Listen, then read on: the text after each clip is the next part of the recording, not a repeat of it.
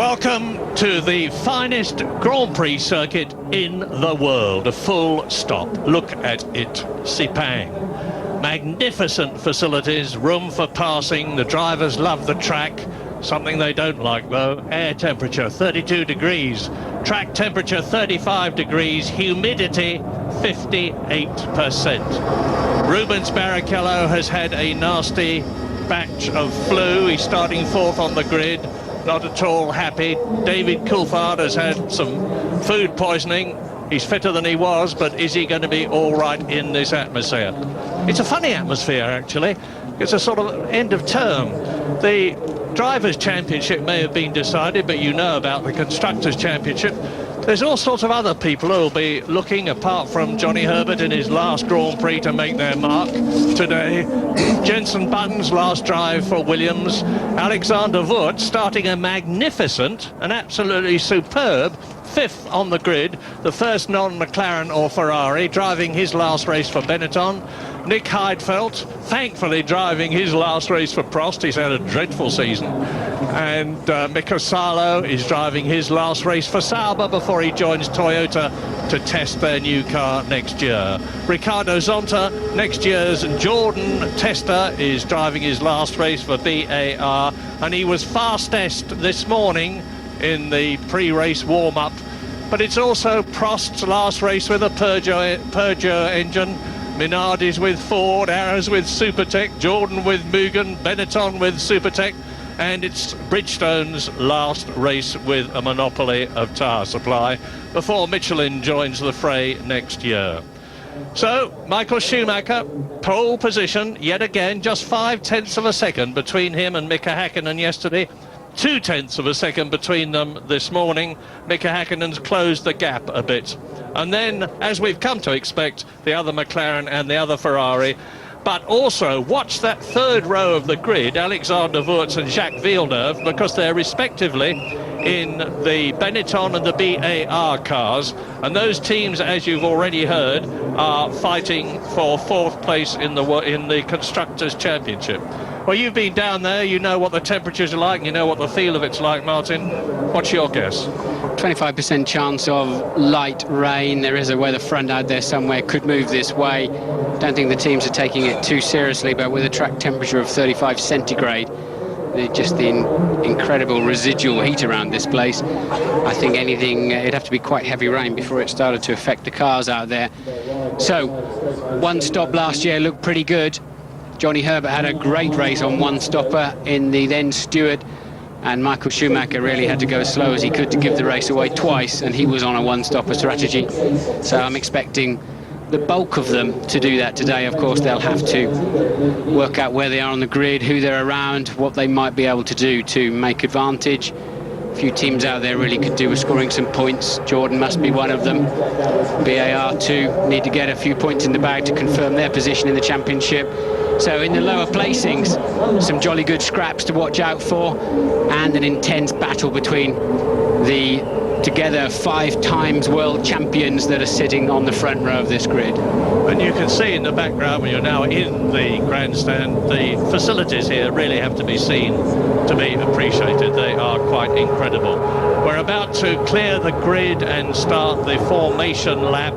3.4 miles each lap. There's going to be 56 of them in the race, and although you've heard it again, I'd like to repeat the fitness of the drivers is going to be an absolutely critical factor today. Michael Schumacher, certainly the fittest on the grid. David Coulthard, you heard Tony Jardine say he sees him as the second fittest, but he's taken a bit of a pounding in the last couple of days. Rubens Barrichello not at all well. Mika Häkkinen you can never ever overlook. Don't miss the fin. Yes, Häkkinen was absolutely exhausted on the podium here last year, remember, absolutely just barely holding himself up. But he did have that tough race trying to second guess where Michael Schumacher was going to be quick and slow, as Schumacher was backing him up into the pack. And of course the championship was still up for grabs at that time, so mentally a very stressful race last year for Häkkinen, but I think this could be the toughest race, will be the toughest physical and mental race of the year, despite the championship for drivers effectively being over. Two long, almost parallel straights make this circuit absolutely unique because they run around them as they are doing now. They're up to turn 4 at the present moment, which should take about 75 miles an hour. And then the circuit sort of loops around with a series of all kinds of corner, most of them pretty quick. Turn 7 that they're approaching now, they take it about 110 miles an hour, accelerating. We're with Rubens Barrichello now, and they're coming up to the slowest corner on the circuit, which is turn 9. It's about a 55-mile-an-hour bend, and they take that in second gear. This is it, and you're seeing it from Rubens' car. Ahead of him, there's David Coulthard. That oil on the track with the cement dust came from the local Heroes touring car race, and hopefully has been well cleared up. Now they're approaching the first of the long straights. It's called the Penang Straight, and it comes to a speed of about 185 miles an hour, and then they brake to 65 miles an hour for the 15th and last turn on the corner. Here they are coming up the Penang Straight, the Kuala Lumpur Straight, which runs almost parallel to it, and which you'll see in a minute is exactly the same length, leads into that classic requirement for a good Grand Prix circuit, a very fast approach to a very slow corner. Yes, one man to watch will be Jenson Button down there in 16th place. Unusually for him, not hooked up to this track. Look how wide it is, and he struggled to find the groove. A Formula 1 car's almost dwarfed around here, particularly with those magnificent grandstands you can see in the top right-hand corner of your picture. And Jenson not hooked up, but looking forward to seeing if he can do anything from that 16th on the grid.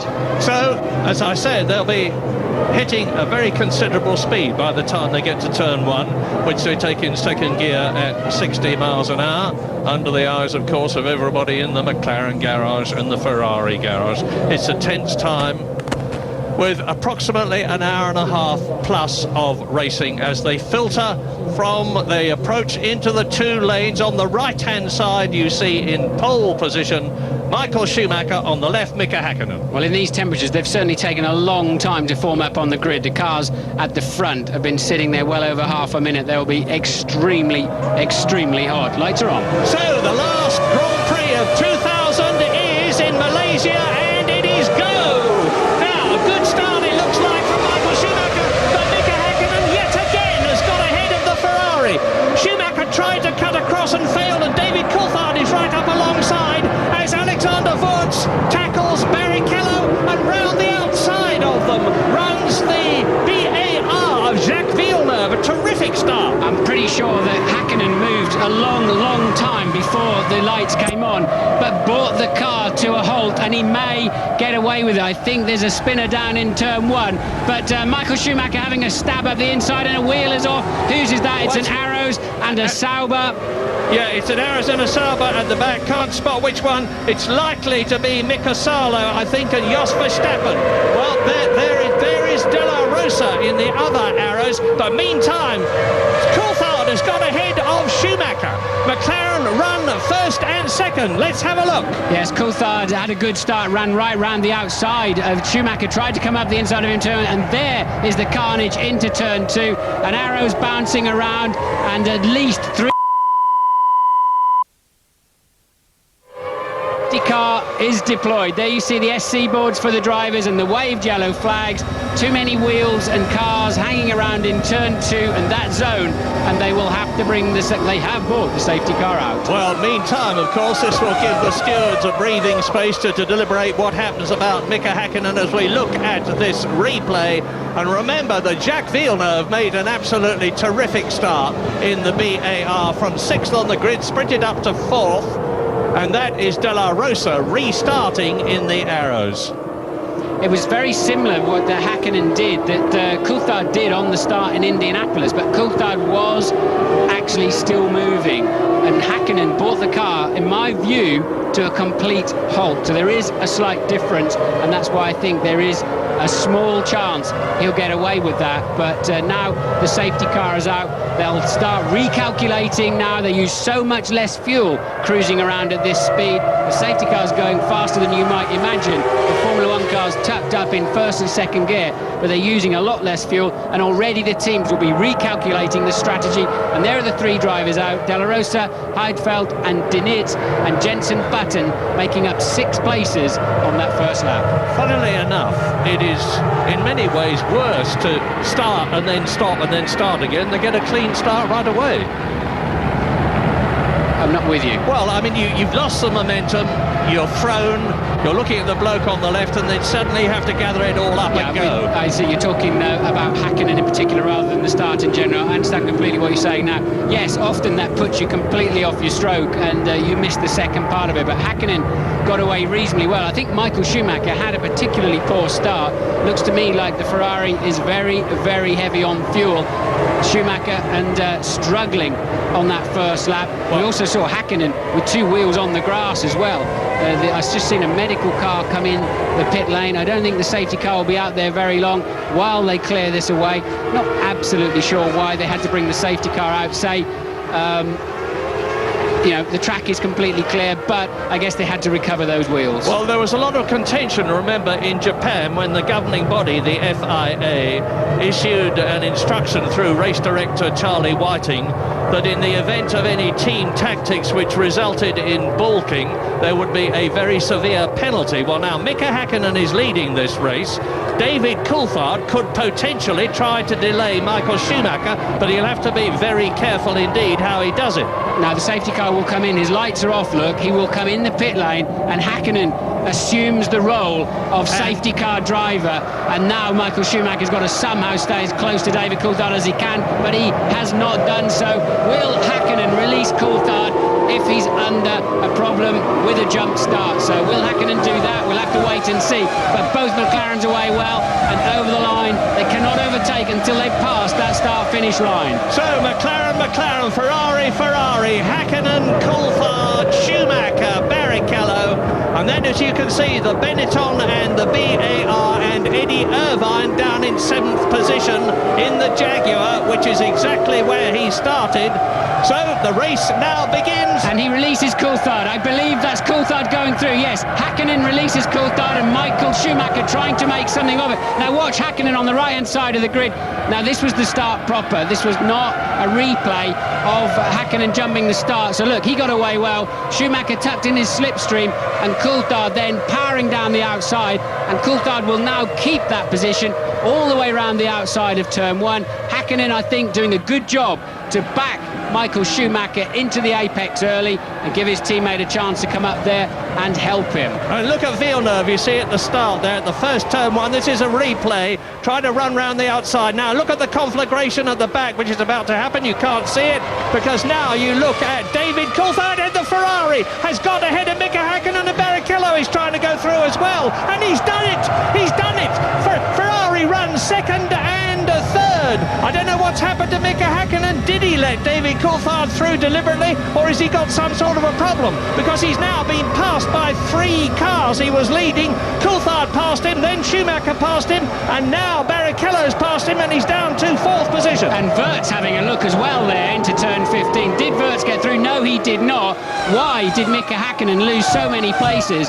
It just seems like he just had a bad run out of turn 10, I think that is, and really strange. Hakkinen having a nightmare 2 laps of this race. Yeah, that was a replay of Barrichello nipping through on the inside of Mika Hakkinen, and you can see how close Alexander Wurz is. Last race in the Benetton. Villeneuve is still in 6th position. Eddie Irvine is in 7th place. Heinz-Harald Frentzen has had a superb run because he's come up from 10th to 8th position. Johnny Herbert is down to 9th place. Jensen Button has absolutely rocketed through the field, as you just heard from Martin. He's gained 6 places. He's up from 16th to 10th, and you can see him in the background there, challenging Mika Salo. Now he's past Mika Salo now, and here come the leaders. leaders. There's Barrichello, there's Häkkinen, and there is Wurz, followed by Villeneuve. So Mika Häkkinen is severely under pressure. Lost places. Remember, what Ferrari are after is just 3 points to win the Constructors' Championship. At the present moment, they're on 10 points with Michael Schumacher in second place and Rubens Barrichello in third position. Long way to go, though. Joel, just to finish Häkkinen's afternoon off, he has been given a stop-go penalty. So Häkkinen will have to come in. That is a cost of about 28 seconds to him for that 10-second stop and go. By the time he's negotiated the pit in and pit out and slowed down, so Häkkinen then, his afternoon ruined. I do not see him coming back to challenge for a podium from that position. It really is going to cost him dearly. Häkkinen has not got to come in until a maximum of 3 laps after the notification. The notification is 10 minutes past the hour, so Mika Häkkinen must come in now within the next 3 laps, otherwise he will be black flagged. Well, you can be sure that what we are then going to see is a scintillating display of recovery driving from Mika Häkkinen, who will be fighting his way up from whatever position he rejoins the race in from the pit lane after his penalty to try to get back into the points.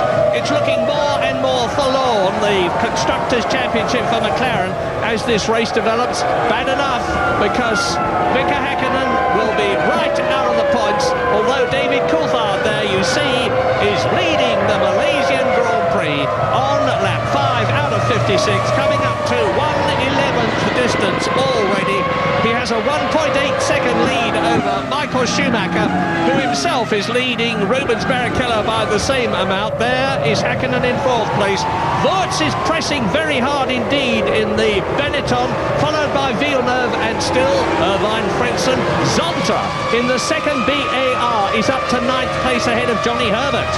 That Ferrari is fat with gas, and Michael Schumacher's no doubt about it at all. How much fuel does Coulthard have on board? What strategy have McLaren played? Because Coulthard pulling away from Michael Schumacher, I believe the Schumacher-Ferrari combination has got a slight advantage performance-wise, but Coulthard, and we also know from earlier races in the season, that Ferrari can go a couple of laps further around here, at least I would have said, with a slightly bigger fuel tank. So Coulthard needs to make hay while the sun shines in the early stages of this Grand Prix.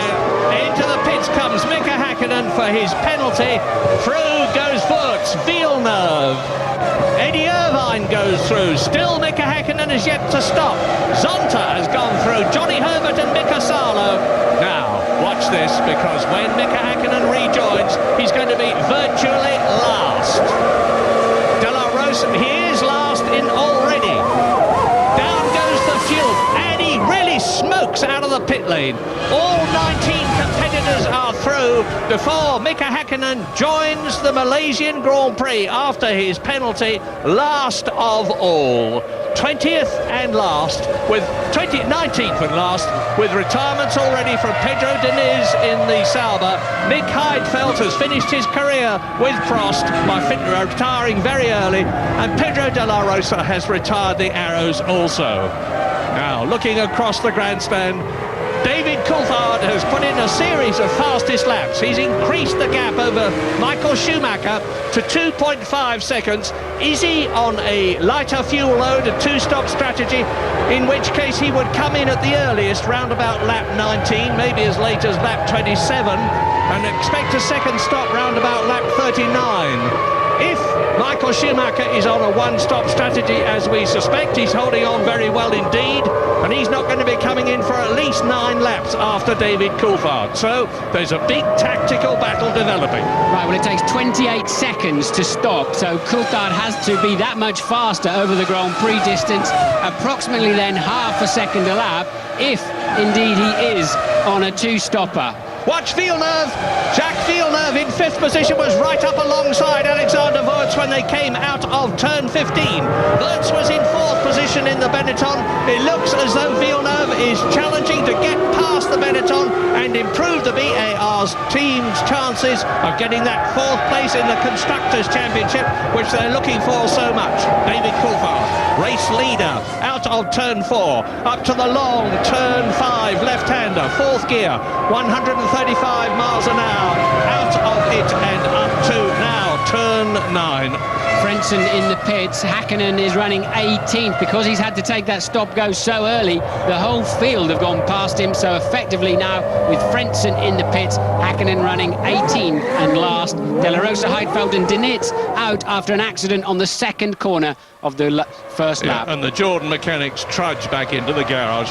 It's tough enough for the drivers in this heat and humidity. It's really terrible for mechanics. The humidity's gone down a bit to 54%, but it's still very, very damp indeed if you're wearing outer clothing.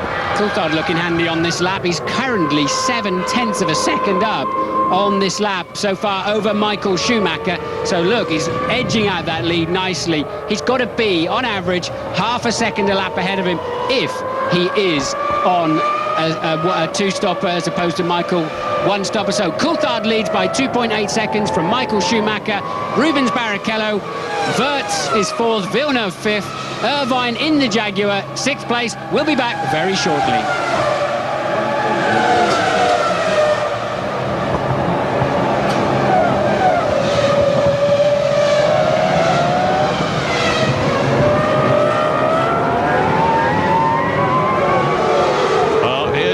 Coming out of turn 3 and up to that kink that he's approaching now. The gap is increasing. Michael Schumacher 3.6 seconds behind the Scotsman now. Of course, has won 3 Grand Prix already this year because David won at Silverstone, he won at Monaco, he won the French Grand Prix.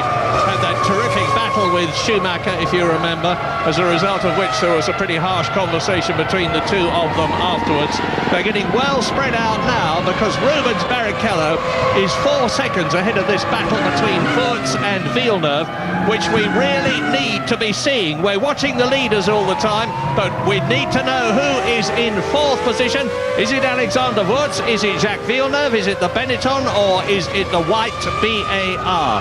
Well, there is Schumacher, there is Barrichello, and it's still, I just caught a flash of the blue Benetton of Alexander Wirtz in 4th position as they come through turn 12, and the Jordans look as though they're continuing to have a bad end of season run of luck, because into the garage is that, I can't see from the back, it looks like Heinz-Harald Frentzen.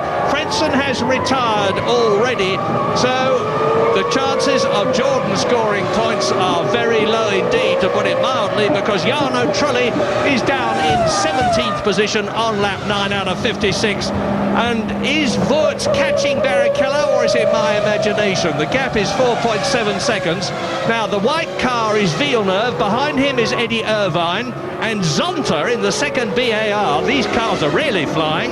Honda Works engine, and there's a battle, of course, between Jordan and BAR, both of whom have got forms of Honda power to be top in the Constructors' Championship in their battle.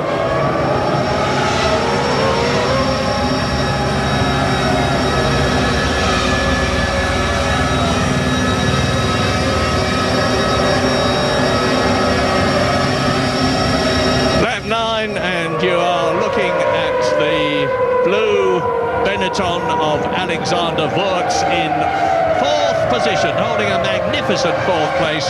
Jacques Villeneuve, who was fighting him, is in the background. You can see there's Frentzen out of the race. 1 Jordan retirement already. And if the Prost drivers have had a dreadful season, so has Heinz-Harald Frentzen. This is Grand Prix 17 of 17, and that is the 11th time that Heinz-Harald Frentzen, a 3 times Grand Prix winner, has retired. Villeneuve, now the gap between Villeneuve and Wirtz is just 1.9 seconds. Wirtz is actually increasing it, he's going quicker than the BAR. And Eddie Irvine, the Jaguars are going well. Eddie Irvine holding on to that 6th position, he's in the points. Johnny Herbert is in 8th place, there he is, just coming round the right-hander at turn 14 to go down the Penang Straight, as Villeneuve and Irvine, the Jaguar not looking to be handling as well as the BAR, come down the Kuala Lumpur Straight to turn 1. Coulthard absolutely flying. It took 1.2 seconds out of Michael Schumacher to extend his lead to 5.3 now, and a very, very good scrap shaping up between Wirtz, Villeneuve, Irvine and Zonta for 4th 5th, 6th and 7th as the race unfolds. That's a quick lap from Coulthard. This morning's warm-up, they were in the very low 1:40s as a good time. So as a race pace, that is pretty stunning. What's your guess, Martin? Coulthard 2 stops, Schumacher 1, or...? I think you'd have to say that, given that he's 1.2 faster than Michael. But that's more than just the fuel difference. Clearly, Coulthard's car is nicely hooked up at this stage of the race, and he seems able to effortlessly pull away. Remember, I said he's got to have half a second a lap in hand over Michael if he does indeed have to stop. And Coulthard running quite wide through that corner, actually. Lost a little bit of time there. But at the moment, he's able to get that time saving in that he needs. He's 5.3 up after 9 laps. He's got to keep an edge on that. He'll be watching closely if he knows he's got to stop one more time than Michael Schumacher. I spoke to David just before the drivers' parade. I said, how are you feeling? He said, not too bad, but we'll know during the race. Louise Goodman. I'm down at the Jordan garage. A lot of long faces down here. As you mentioned earlier, Heinz-Harald Frenton's come into the garage. He's got a problem with his power steering. Now, the team are working on the car at the moment, trying to fix it, but to be honest, even if he gets out onto the track again, all hope of climbing up, the team climbing up from 6th place in the championship position is now gone. Jarno Trulli has already had to pit. He had to come in on lap 1 to replace his nose after the wing got damaged in an accident on the first lap. So it's been, I think all around, it's been a bad day, a bad end to a bad season for Jordan Grand Prix. Well, As you watch Villeneuve, Irvine, Zonta and Sarlo, and now Johnny Herbert behind them in 9th position coming through. The chap who's causing the problem in the Constructors' Championship battle between BAR and Benetton is Fisichella. He's down in 12th position. He started well down the field. He's been right off the pace here, and nobody can understand why.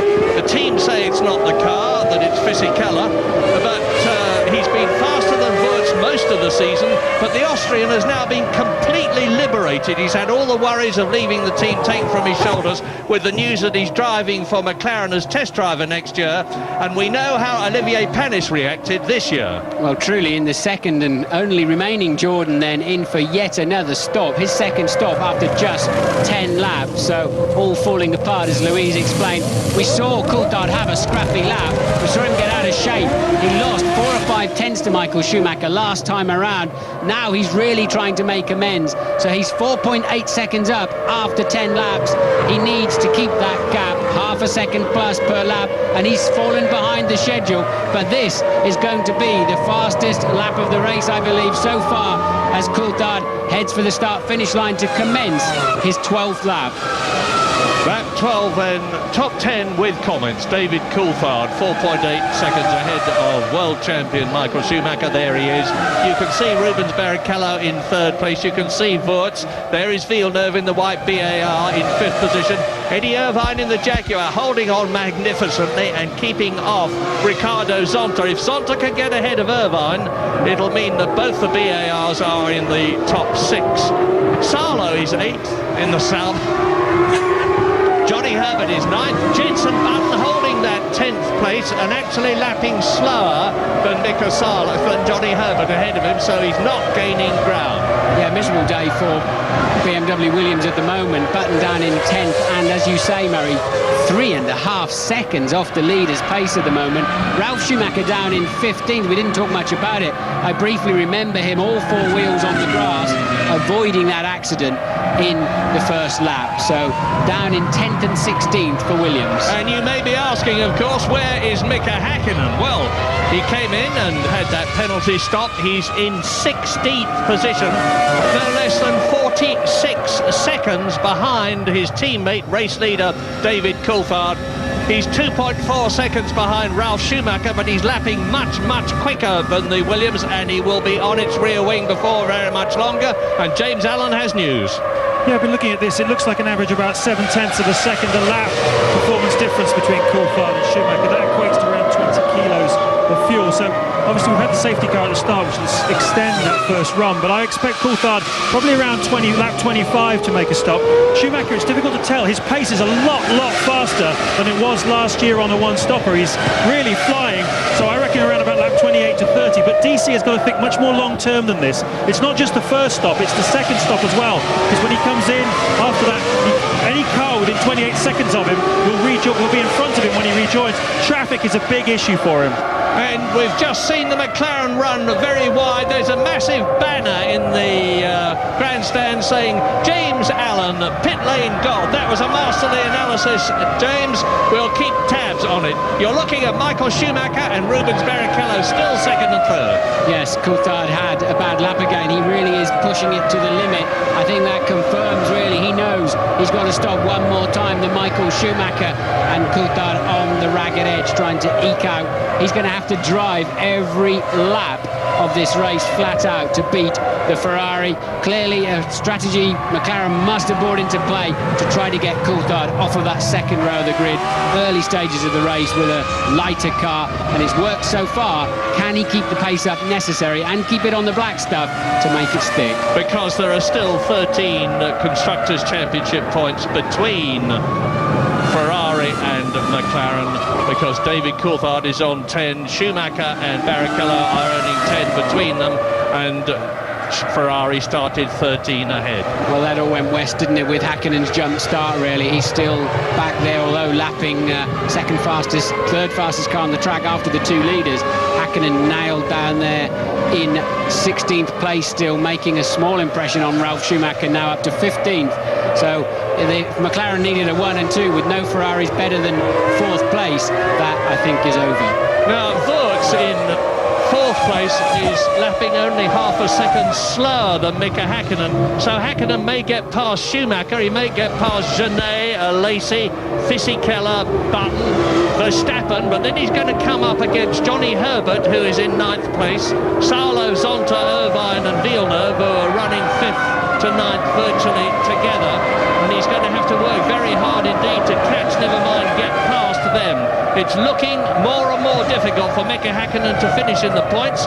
We're on lap 14 out of 56. None of the top men have yet come in for fuel stops. Mika Häkkinen, of course, has been in for that penalty stop. Trulli has stopped twice. Frentzen has stopped twice. Retirements now. Frentzen, Heidfeld, Deniz and De La Rosa. 17 are still running fast. Trulli is coming in and out of the pits. The last runner, as ever, is Gaston Mazzacane, as we go to a break. And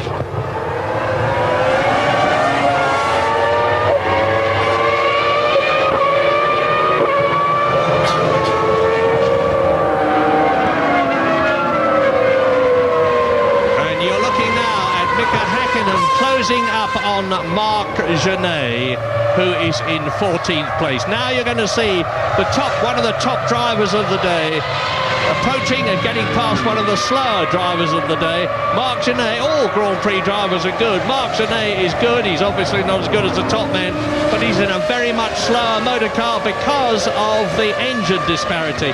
Now you remember that Mazzacane kept Mika Häkkinen behind him for 3 laps at Indianapolis when they were fighting for position, when Mazzacane was actually in 3rd place and Häkkinen was in 4th place, and it looks as though Genet is doing the same thing. I think Häkkinen will breeze past him. Remember, Mazzacane was on the correct wet tyres at the time and Häkkinen had gone too early, so there was a disparity there why he couldn't pass him in Indianapolis, and if he keeps calm through the last corner, he should have an easy run then to slipstream play. He must have at least 80 horsepower more than the Minardi in front of him. Should be enough. I mean, 80 horsepower will carry a fair-sized saloon car at a good speed, full up with people. But Häkkinen, look, he's still calm. He's not there. Amazing. Häkkinen did not make the impression he should have done. Because Genet has held him back, and you can see that Ralf Schumacher, if anything, in the Williams in 16th position, is closing up on the McLaren and the Minardi ahead of him. Lap 15, David Coulthard. Now, Michael Schumacher has got the message. He has just gone fastest of all in the first sector of this three-sector lap. The sector which starts at the start and finish point and goes right the way round just before turn 4 in this 15-corner circuit. And still Mika Häkkinen is locked up behind Marc Genet. He has a look, but they are fighting for position. Marc Genet is entitled to go where he wants to go, provided he does not weave about the track.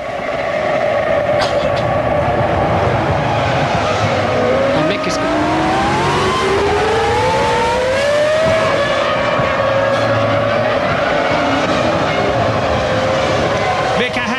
has just fought his way past Marc Gené's Minardi up into 14th place, having been bottled up behind it for a long time, as he was behind Matsakane in the other Minardi at Indianapolis for all sorts of different reasons. But the fact is that it's lost Häkkinen a lot of time. He's currently 53 seconds in 14th place behind David Coulthard, who leads the race on lap 16 and is responding to Michael Schumacher speeding up. Yes, Schumacher has, as you say, responded well now, and Coulthard is not on schedule if he's making a two-stopper, which we believe he is. Coulthard is now not on schedule, 5.7 ahead after lap 15, and Michael Schumacher's pumping in the mid-sector where he's been so fast through qualifying. And I think Schumacher has played a very, very patient game in the early part of this race with his high fuel load. And Barrichello hanging on quite gamely, just 4.7 behind Michael Schumacher as well. Coulthard's got it all to do. Häkkinen is out of play back in 14th after that stop-go penalty for blatantly moving before the lights went out. Now Coulthard has got it all on his shoulders to try to beat these two Ferraris, and he is not yet on schedule. But he's passed Matsakane in the yellow Minardi to lap him. Now Michael Schumacher in the red Ferrari comes down to turn one, down the Kuala Lumpur straight to do the same thing. Jarno Trulli ahead, and there is Michael Schumacher. David Coulthard leading on lap 17, the first lap in under 1 minute 40 seconds, and that compares with the lap record last year of 1 minute 40.6 by Frentzen. So Coulthard is now lapping at lap record speed. New lap record to David Coulthard, which has edged him 6 seconds away from Michael Schumacher, as into the pit lane from 8th position comes Mika Salo in the Sauber. That will let Johnny Herbert through. He was only 6 seconds behind the Finn. Yes, I would have to assume that's an out-of-sync pit stop. Really can't see why he'd be coming in at the end of lap 16, but in he did come. So Salo in then on what looks like a three-stopper. There's a Prost cruising along, flashing his rear light to show that his speed limiter is on, so they can't use that limiter out on the track for some form of traction control, even basic as it might be. And you saw that the Ferrari has cleared the back marker of Trulli before we cut away to this shot of a Lacey leaving his pit stop. As you look at Michael Schumacher, who has now got past Jarno Trulli to lap the disconsolate Italian in the Jordan, who is looking forward so much to an excellent season this year, and in fact it's been anything but for Trulli, because whilst Heinz-Harald Frentzen has retired his other car, the other Jordan, 11 times, Trulli's been out 7. Coulthard in the pits very, very early on. I wonder if this is a strategy change then for McLaren.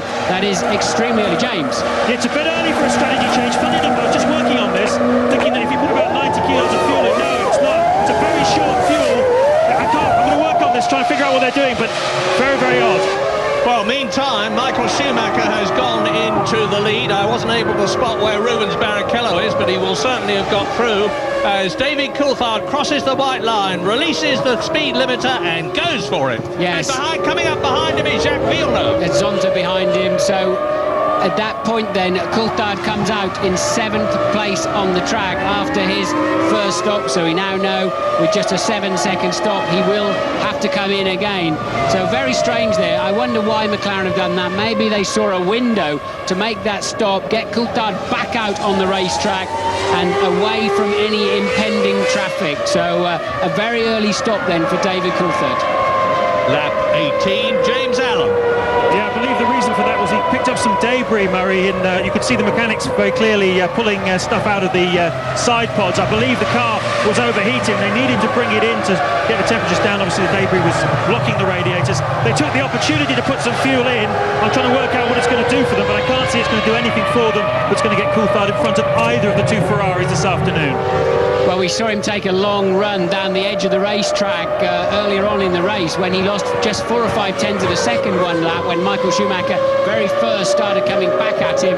Maybe he collected some stones and some grass in there and blocked the radiator or something, if indeed his car is overheating. And Michael Schumacher now has responded straight with a 1:39.5. He's got plenty of speed in that car. Another masterly thinking race by Michael Schumacher and Ferrari. He leads Rubens Barrichello Barrichello by 6 seconds with a new fastest and record lap. Wurz goes up to third position, 14 seconds behind Schumacher. Villeneuve is fourth. Eddie Irvine in the point still in the Jaguar, fifth position. David Coulthard, sixth place. Ricardo Zonta in the second BAR, still in seventh place. And Johnny Herbert in the other Jaguar in his last race in Formula One is in eighth position. Ninth and 10th, Jos Verstappen, Jenson Button. And Button is not making any progress at all. Verstappen is just over a second ahead of him. Now this is the approach to turn 9, the left-hander, and you look at the Ferrari garage now. They'll be ready to leap into action. Now, if Michael Schumacher is on a one-stop strategy, it's going to be another 10 laps or so, I think, before he comes in. So Coulthard then with that very early stop, no doubt about it, that must have been out of sequence. I think that's blown his chance of winning this race. Can he now get between these two Ferraris?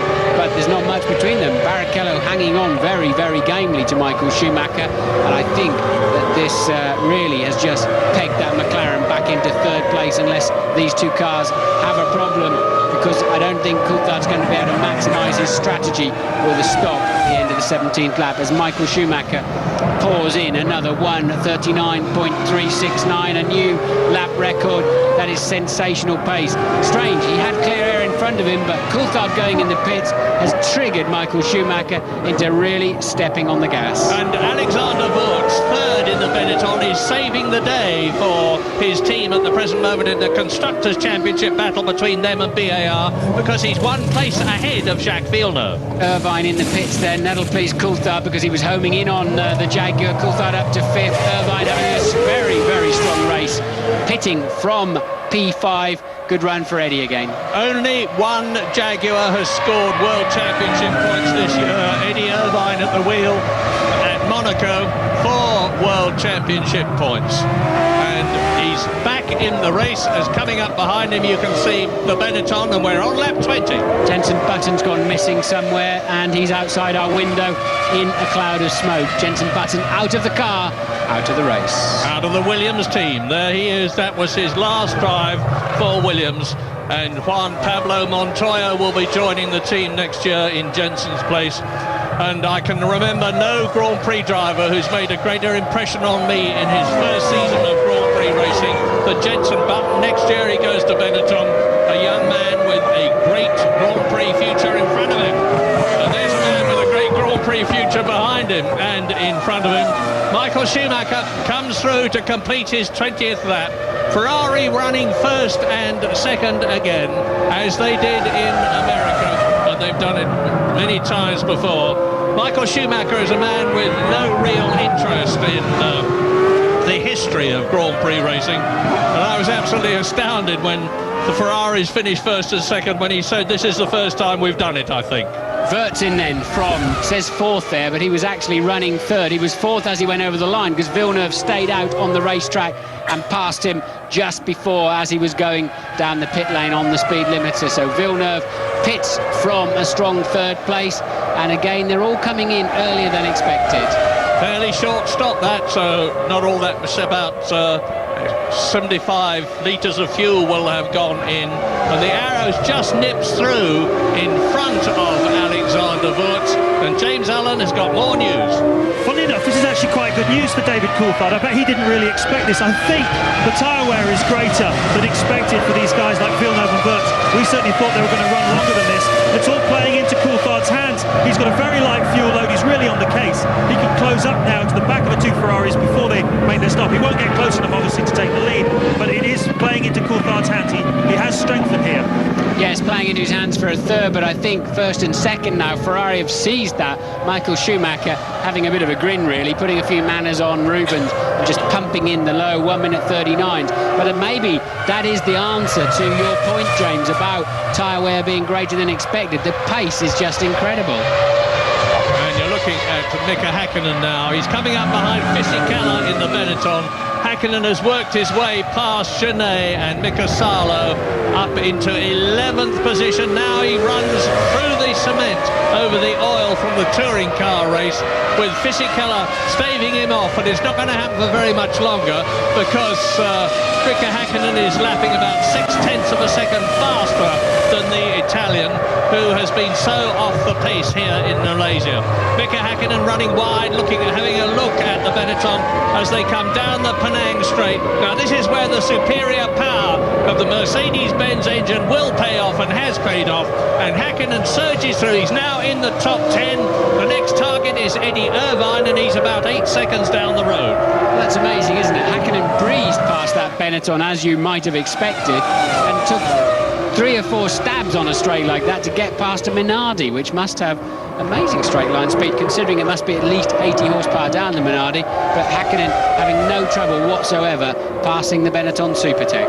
Well, young Gustav Brunner, the Austrian, who's been actually in Formula 1 with many teams, designs a very tidy motor car. He's certainly done it for Minardi. Everybody hopes they're going to have more power. They're still finalising their engine supply for next year. All sorts of rumours. The general belief is that they'll have a Supertech engine, but it remains to be confirmed. And the Mugen concern have issued a rather weird press release here in Malaysia, the gist of which is we're expecting to continue in Formula 1, but we don't know with whom. Well, there's only 11 teams, and most of those are owned by manufacturers, so it shortens the odds up a little bit, doesn't it? Yep, lap 23, Schumacher leads, Barrichello second, Villeneuve still in 3rd position, 20 seconds behind the leader, just coming into the pits as I talk to you, which will let David Coulthard know. I don't think it will. It's going to be very close between Villeneuve and Coulthard. Louise Goodman. I'm standing here with Murray Walker. I'm standing here with Jensen Button, Murray. Jensen, not really the way that you wanted to end your stint with Williams. It's actually not been a good weekend for you, this, has it? Hasn't been great, no. But I mean, the start was good. I was up to a 10th or 9th, I think. So it wasn't looking too bad. And with our strategy, I think it could have worked very well. But there you go, some dropped into a good year. And hopefully we can come back fighting strong next year. I was going to say to you, you must be very, very pleased with the way your first season has gone. Yeah, definitely. It's had its ups and downs, I've always said. But it's my first year at Formula 1, and I've thoroughly enjoyed it. It's probably been the best year of my life so far. So it's been pretty spectacular. Are you looking forward to joining Benetton, or are you going to miss the Williams guys?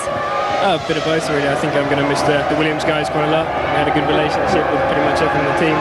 But then again, I'll be back there in 2 years. Really, I've got to concentrate on next year now and getting the best out of the car and the engine. So I'm looking forward to it.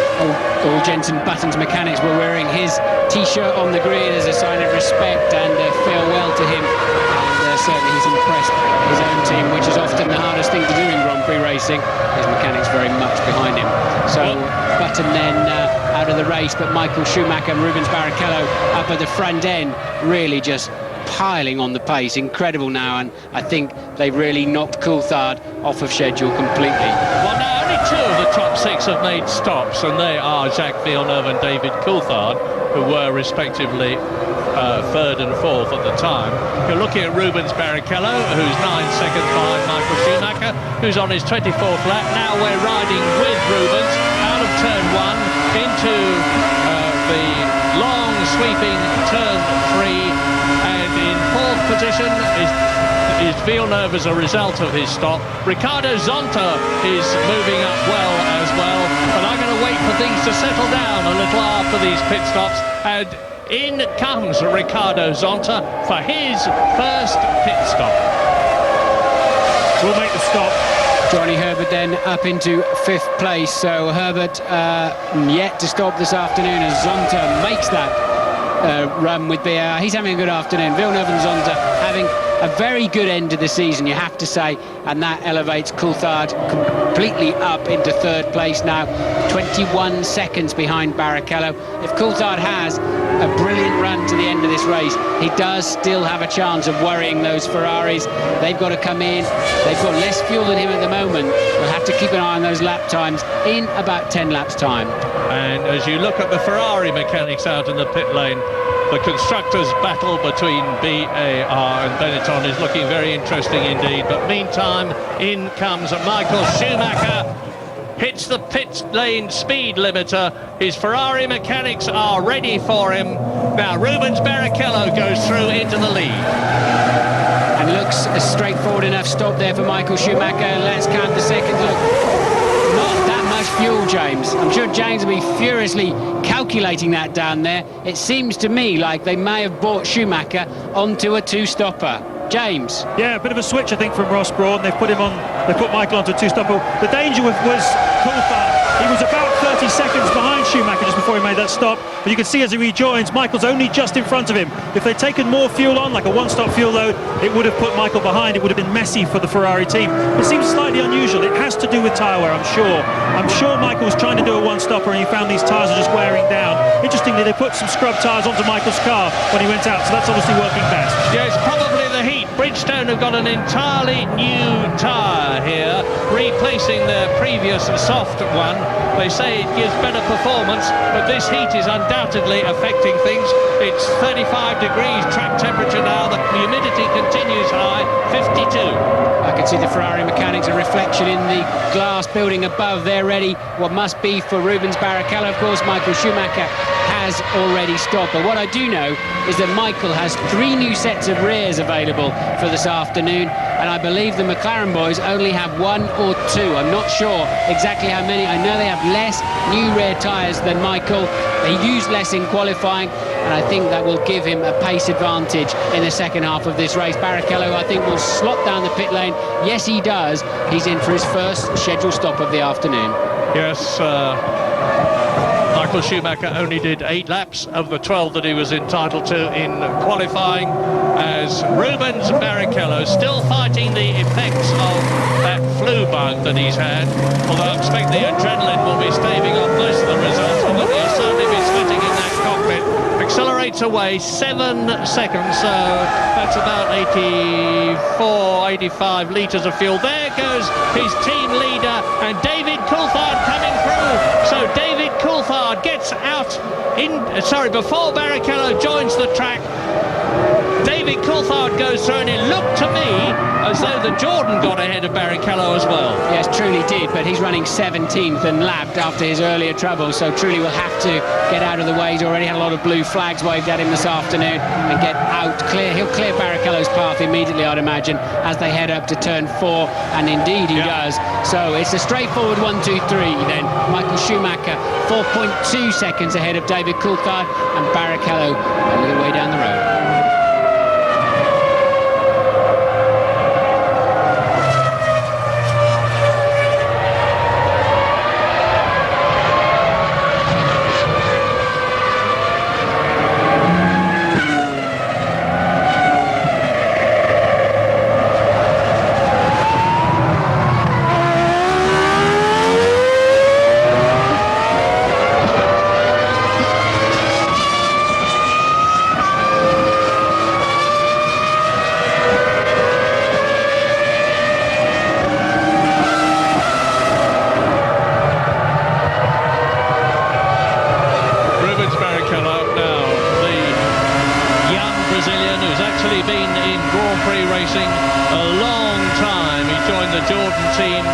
Formula 3000 in 1993, and he's still only 28 years old, and he's really grasped this opportunity with Ferrari.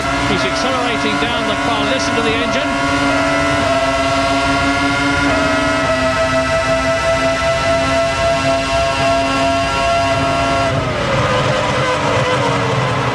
And just flicking down the gears, then down to just second gear, coasting into turn 2, a frustrating corner for the drivers.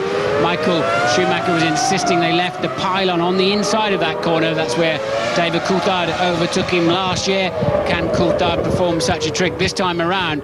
Well, interestingly, after Schumacher's stop, he still was faster than Coulthard's McLaren. So Coulthard then really got a job on his hands if he's going to pull that deficit back to Michael Schumacher of 4.9 seconds. Yes, indeed. Michael Schumacher continuing to lap at under 1 minute and 40 seconds, and very close to his own pole position time, 1 minute 39.6 last year. And there is David Coulthard. You can see the gap. That's Hakkinen in a scrap. Now, having moved up to 7th place, he's just a few tenths of a second behind Villeneuve. Wirtz and Villeneuve have stopped. Hakkinen made that one pit stop, and off the road goes Hakkinen again this afternoon. So Hakkinen, the one stop he has made was for a penalty, not for fuel, and he's struggling with the car. Villeneuve running well, Hakkinen chasing him for that 6th place. Yeah, and drivers Hakkinen May still not up to Michael Schumacher's fastest lap of the race. There he is putting the wheels off the track again now.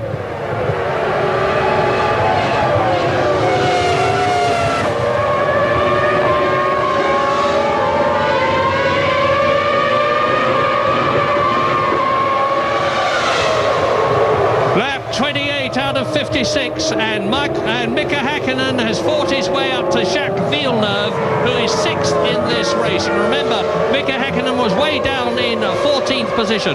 He stopped once, but that was a penalty stop. He's still got to come in for his first fuel and tyre stop, but he's almost back in the points, lapping almost exactly to 1/10 of a second at the same time as the BAR in front of him. In the race order on lap 28, as you watch Hakkinen and Villeneuve, is Schumacher leading Coulthard by just over 5 seconds.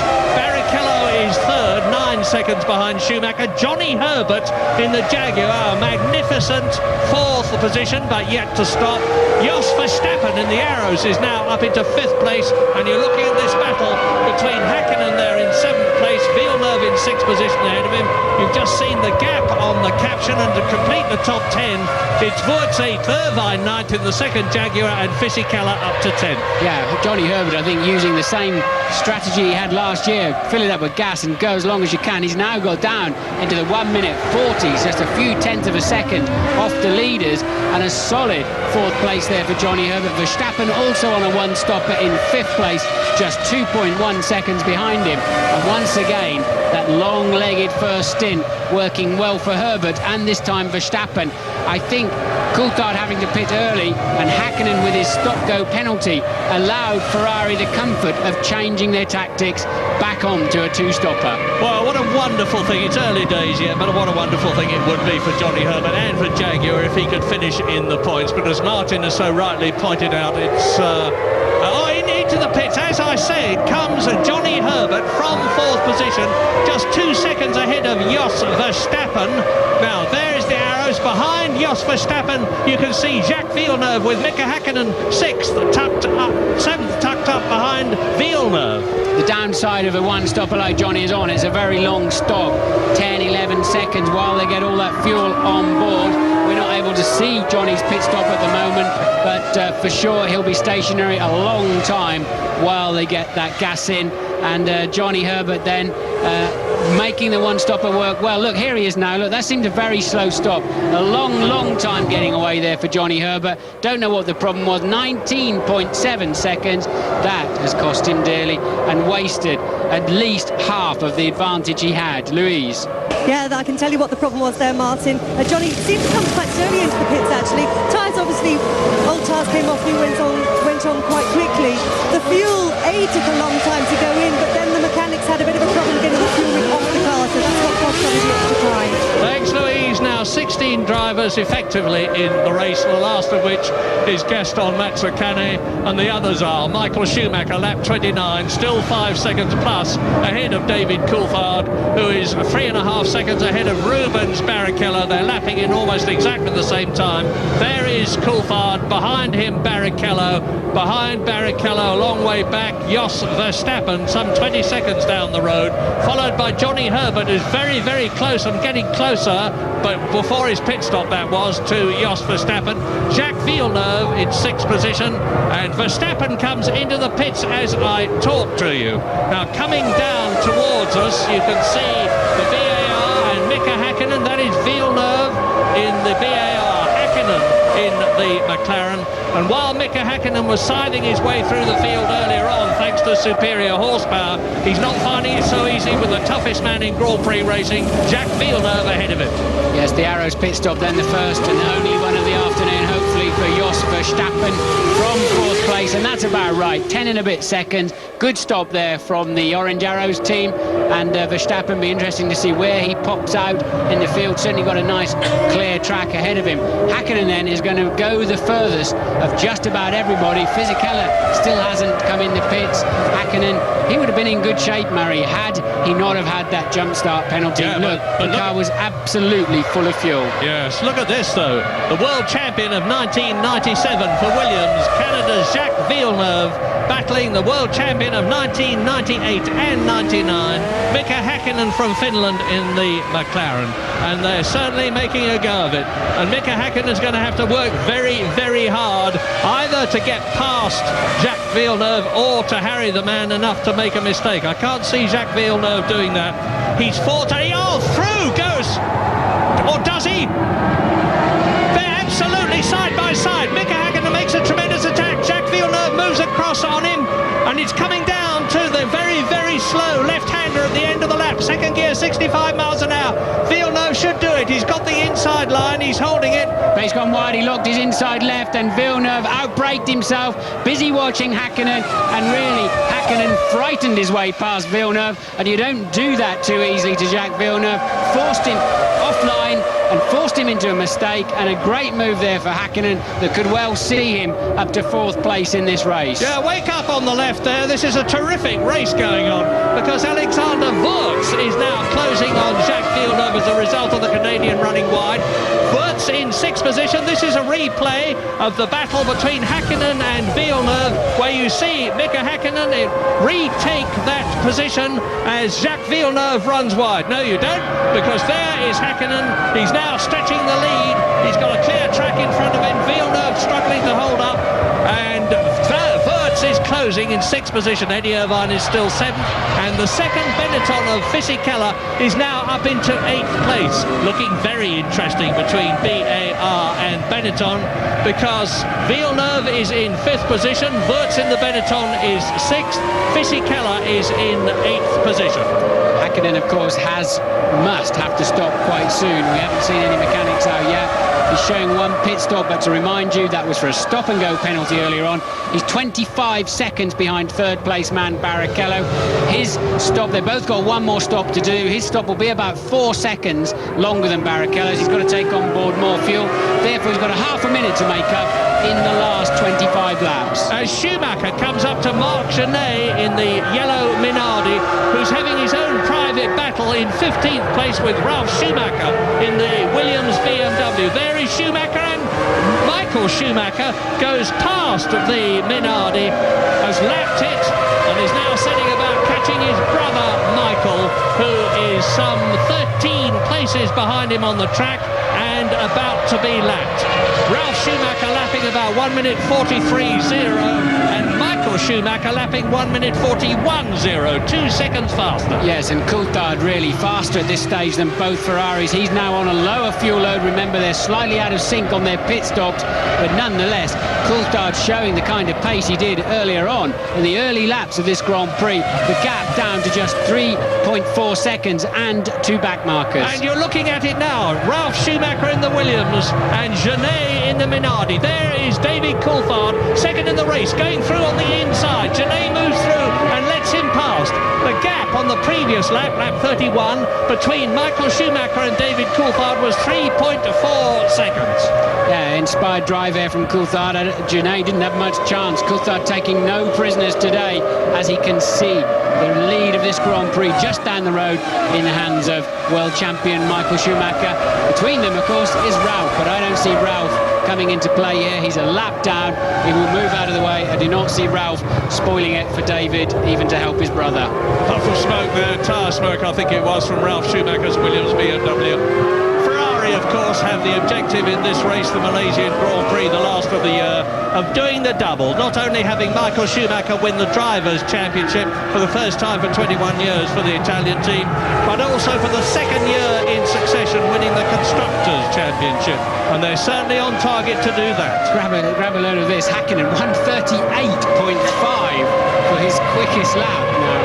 Incredible. incredible. That's some 1.5 seconds faster than anybody else, a second faster than the previous record Michael Schumacher set earlier in this race. Hakkinen having a massive attack now to catch up with that leading trio.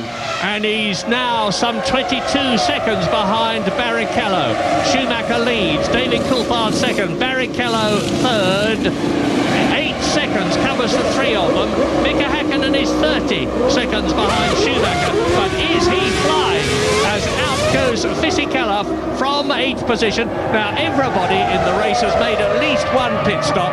Jarno Trulli, of course, has been in twice, and Mika Hakkinen has had that penalty stop, I remind you. Well, despite passing a car on the previous lap, David still took a further half second out of Michael. On this lap, he's had to clear Schumacher, Ralph's, Williams. He's about they're about level on this lap. How's the gap now? Was 2.8, now down to 2.4. Coulthard on a roll. Indeed. So there is Ralph Schumacher. Here is Barrichello, who has got past the Minardi. Now, it must be about this stage of the race that if you've got the flu bug, the way Barrichello has, you're starting to flag a bit. He's lapping in about 1 minute 40.6, which is only 0.4 of a second slower than the team leader, Michael Schumacher. But it is some 1 second a lap slower than David Coulthard, who's pulling away. So Jensen Button then out of this race, as is Frentzen in the Jordan, Heidfeld, Dinitz and De La Rosa. 5 retirements then so far, and 17 runners, of course. As you look at the fastest man on the track, double world champion Mika Hakkinen in the McLaren Mercedes. He's got the gap down to Rubens Barrichello to 21.3 seconds, lapping exactly a second a lap faster than the Brazilian, but there are, just trying to work it out, 23 laps left. Well, that Mika's 29 seconds behind. That's just about what the stop and go cost him. So Hakkinen really has been the fastest man. He had a good strategy, good car, some kind of attacking drive. Of course, the Ferraris, I don't think, realised they would be under pressure from this man once he disappeared in for that stop and go. But they're going to have to keep an eye on him, and Coulthard there, who's still able to at least match and occasionally close down. Yes, down to 2.3 seconds again now then. The gap, as you're watching Hakkinen, the gap from Coulthard to Schumacher, second to first, 2.3. Mika Hakkinen is accused of being uncommunicative in post-race interviews, and he's not always the most loquacious of men. But we had a wonderful party here at Sepang, a farewell party thrown by Jaguar for Johnny Herbert. And Mika Hakkinen came up on stage, and he had the audience absolutely enthralled and doubled up with laughter about his experiences with Johnny Herbert together in the Lotus team in the early 90s. He's lost none of his skill, of course. He's got a lot more thanks to experience, and look at the way he is going. Yes, Hakkinen, another new fastest lap of a 1:38.5 flashing up on your screen then. So Hakkinen a full 1.1 seconds faster than anybody else on the racetrack at this time. Remember, he is low on fuel though. He has not yet stopped, so he must be imminent for a fuel stop anytime soon. He's running more fuel than the others. Nonetheless, stunning race speed. Yeah, I think he would probably rejoin in 8th or 9th position at the present if things continue the way they are at the moment. As the race leader, Michael Schumacher, comes down the reverse straight, the Penang straight, down to turn 15 at 65 mile an hour, second gear, left-hander. David Coulthard, the gap was down to 2.3 seconds on the previous lap, because Schumacher, the race leader, is just coming through to complete his 35th lap out of 56, looking for yet another victory, which would be his 9th of the year. And I think the previous highest was Nigel Mansell in 1992, when he was world champion for Williams, who then had the Renault engine.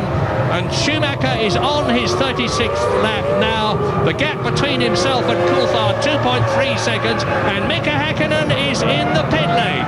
He's just touring past me as I talk to you. There are the mechanics all ready to go, and Hakkinen stops now. What about Barrichello is through, of course. Villeneuve has gone through.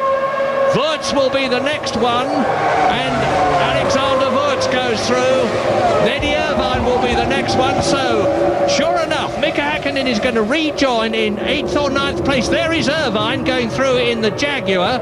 Behind him will be Ricardo Zonta. There is the white VAR, which was in 8th position, but Häkkinen gets through onto the track in front of Zonta, and I think is in 8th position, subject to confirmation. Lap 36.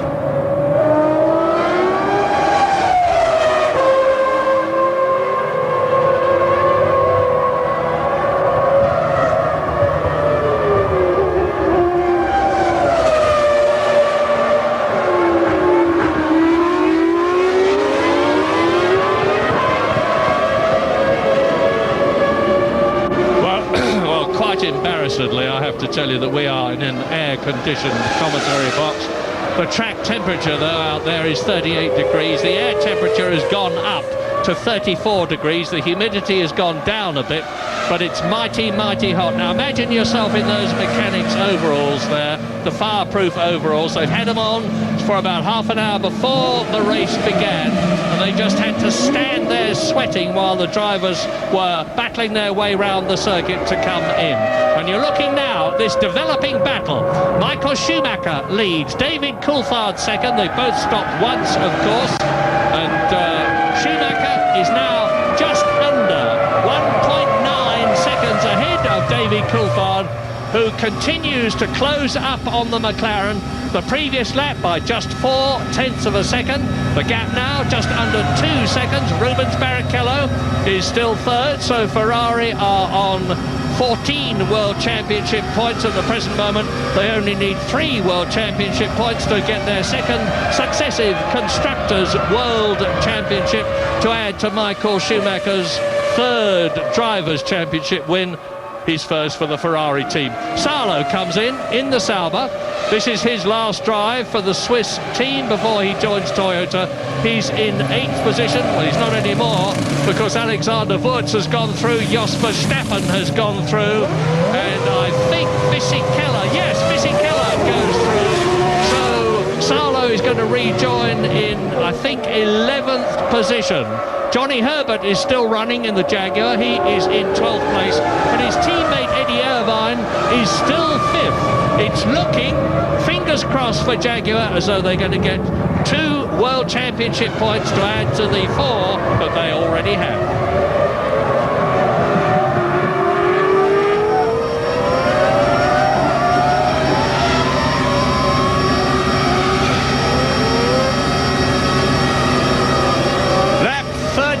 Out of 56, and almost in the same shot, Michael Schumacher. Yes, they are in the same shot. Michael Schumacher leading the race for Ferrari. David Coulthard second, and that is Marc Genet up alongside the pit wall in the second Minardi, retiring. And what's the problem? Look, well, whatever. Looked like possibly a left rear puncture there. James, what can you tell us?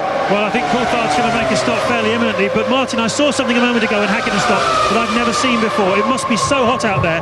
As he came down the pit lane, he lifted his visor so that the fresh air could blow into his eyes. He's obviously been working incredibly hard in that McLaren. I also noticed they swept away a lot of debris after his stop, so he'd obviously picked stuff up as he was out on the track.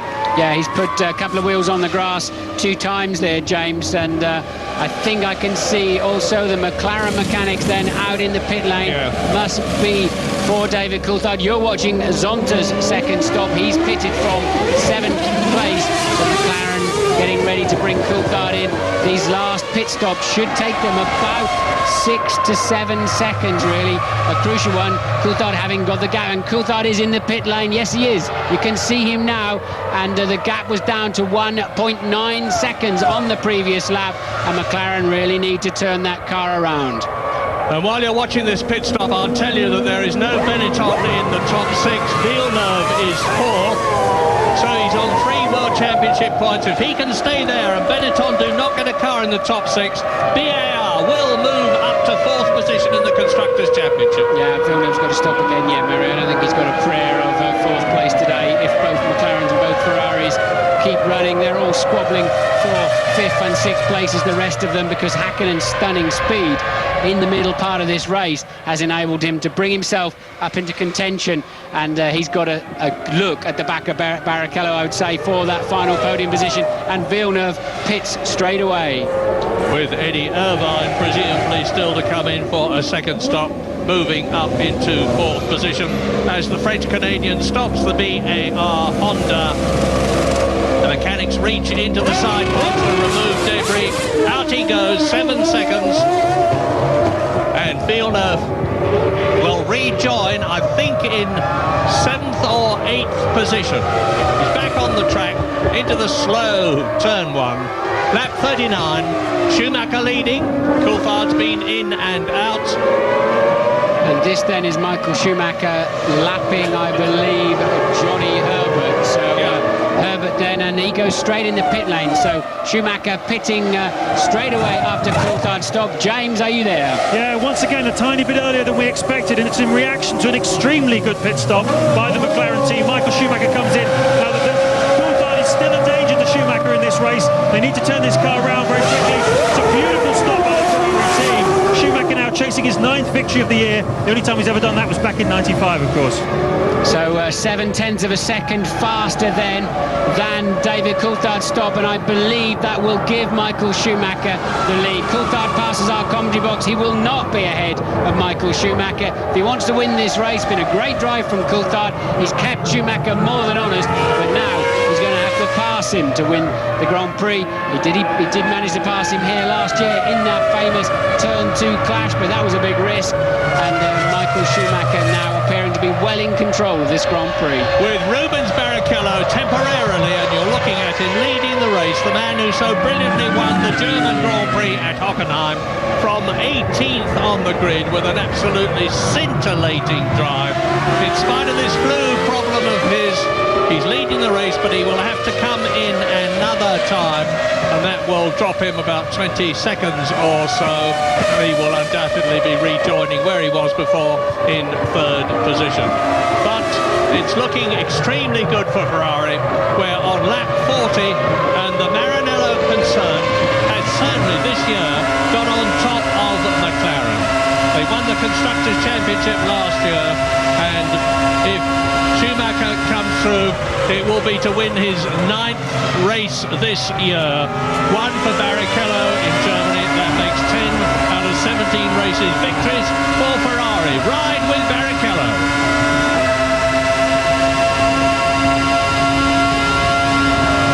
About 4G deceleration, come down 5 gears and make sure you hook up to the white line on the apex as you pop over the crest. They have huge understeer. They just give it all the lock they can, and then the circuit opens up and take the line and reduce the load, the torque coming through the steering wheel, and let the car go and accelerate forwards. It's a feeling you get through your hands, through your backside, through your feet as these cars are so pure, they give you so much information, and you just get a feeling of what you have to do next.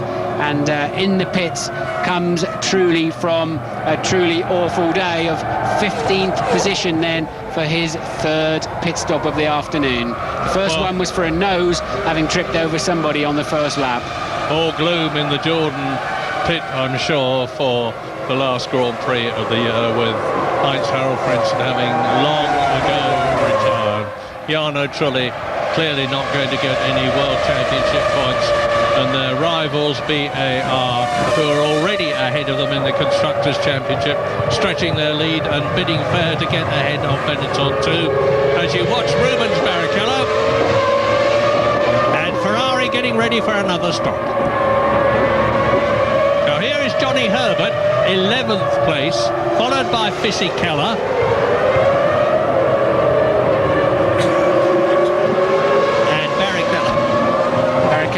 Pit lane then, he'll be looking for the line down to 80 kilometers per hour, and even that, I've stood in front of these people while they're doing practice stops in the warm-up, and it still looks terrifying standing just in front of a Formula 1 car coming towards you at 50 miles an hour.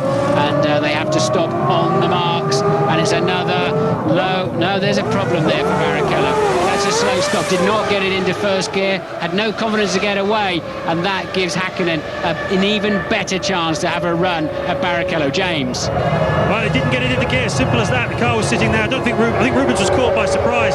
Couldn't quite see what the lollipop man who normally is supposed to instruct him when to put the first gear in, whether he did that job or not, but Rubens, I think, was just half asleep. It must be really, really hot out there, guys.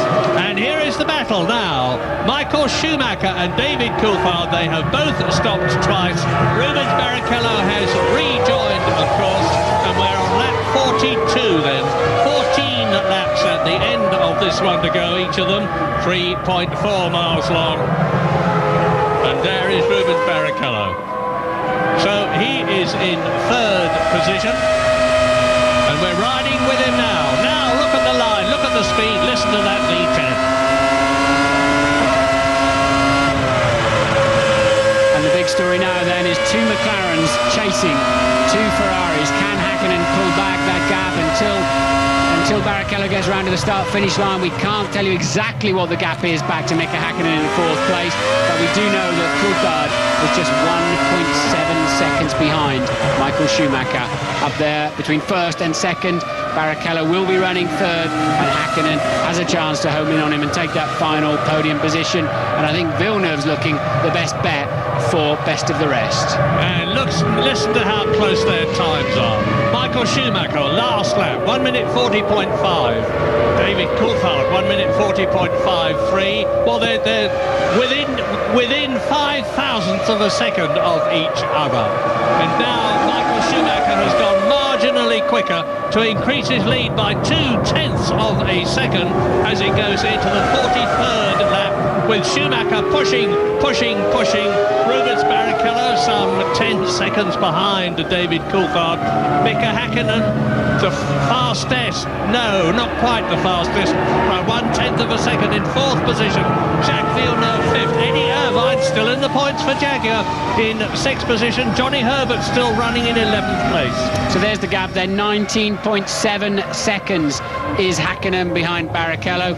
I don't think he's got enough laps left, Murray, but he can have a good go if he can pull out the kind of speed he was mid-race. But of course then he was lighter on fuel than his three rivals ahead of him. But Häkkinen really is going to have to pull something pretty spectacular out of the bag to get on the final podium step. Barrichello, I don't think, has a prayer of a run at Coulthard. Can Coulthard close down Schumacher? The first 2 or 3 laps of this stint, Schumi has had about 1/10 of a second advantage.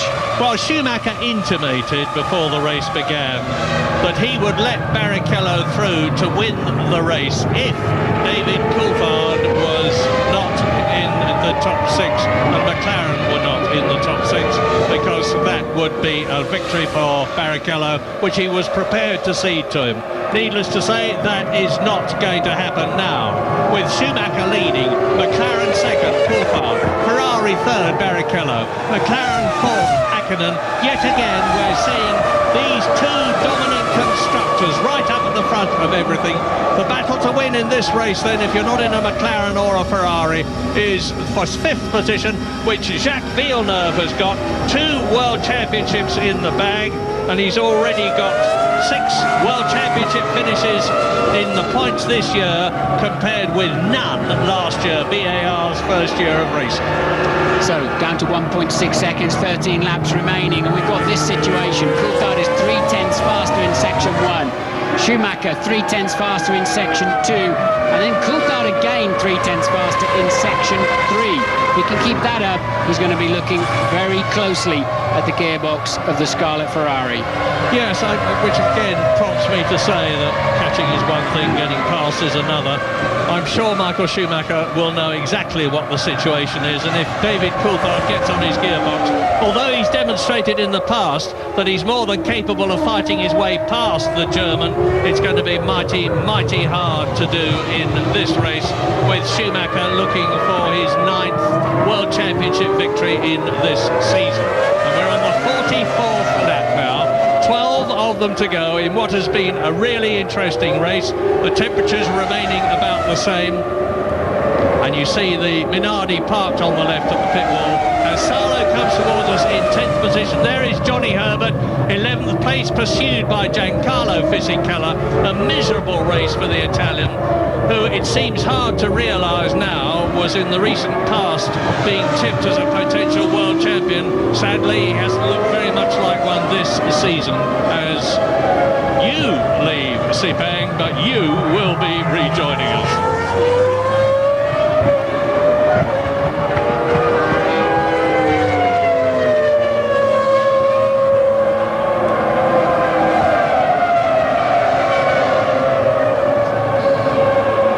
So we're on the 45th lap now, and here is the order. Michael Schumacher is 1 second now ahead of David Coulthard, who is continuing to inch up on the gearbox of the Ferrari ahead of him. Rubens Barrichello is 12 seconds behind the race leader.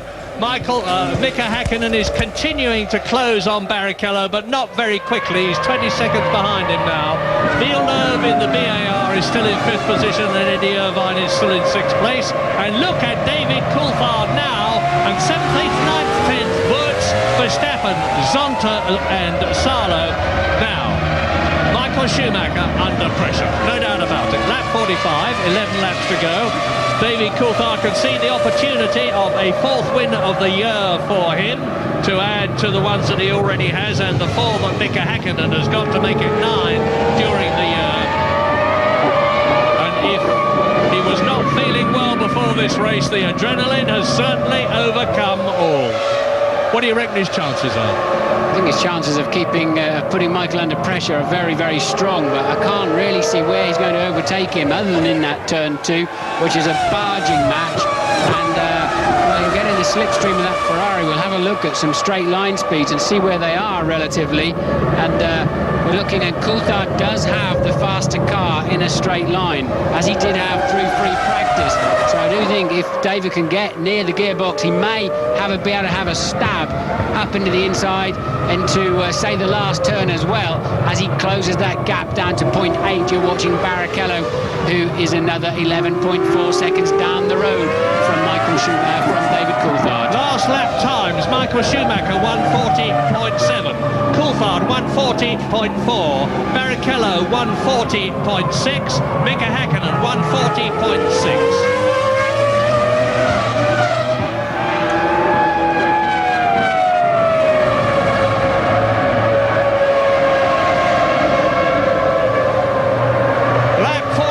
Out of 56, Ferrari looking mighty good for the Constructors' Championship, but not necessarily mighty good for a victory. Michael Schumacher in the red Ferrari on the left leads David Coulthard, who has now got the gap down to under 1 second.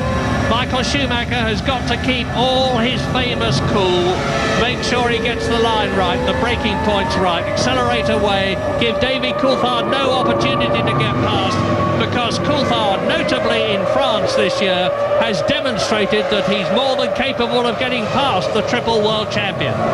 Uninterrupted coverage then to the end of this Malaysian Grand Prix.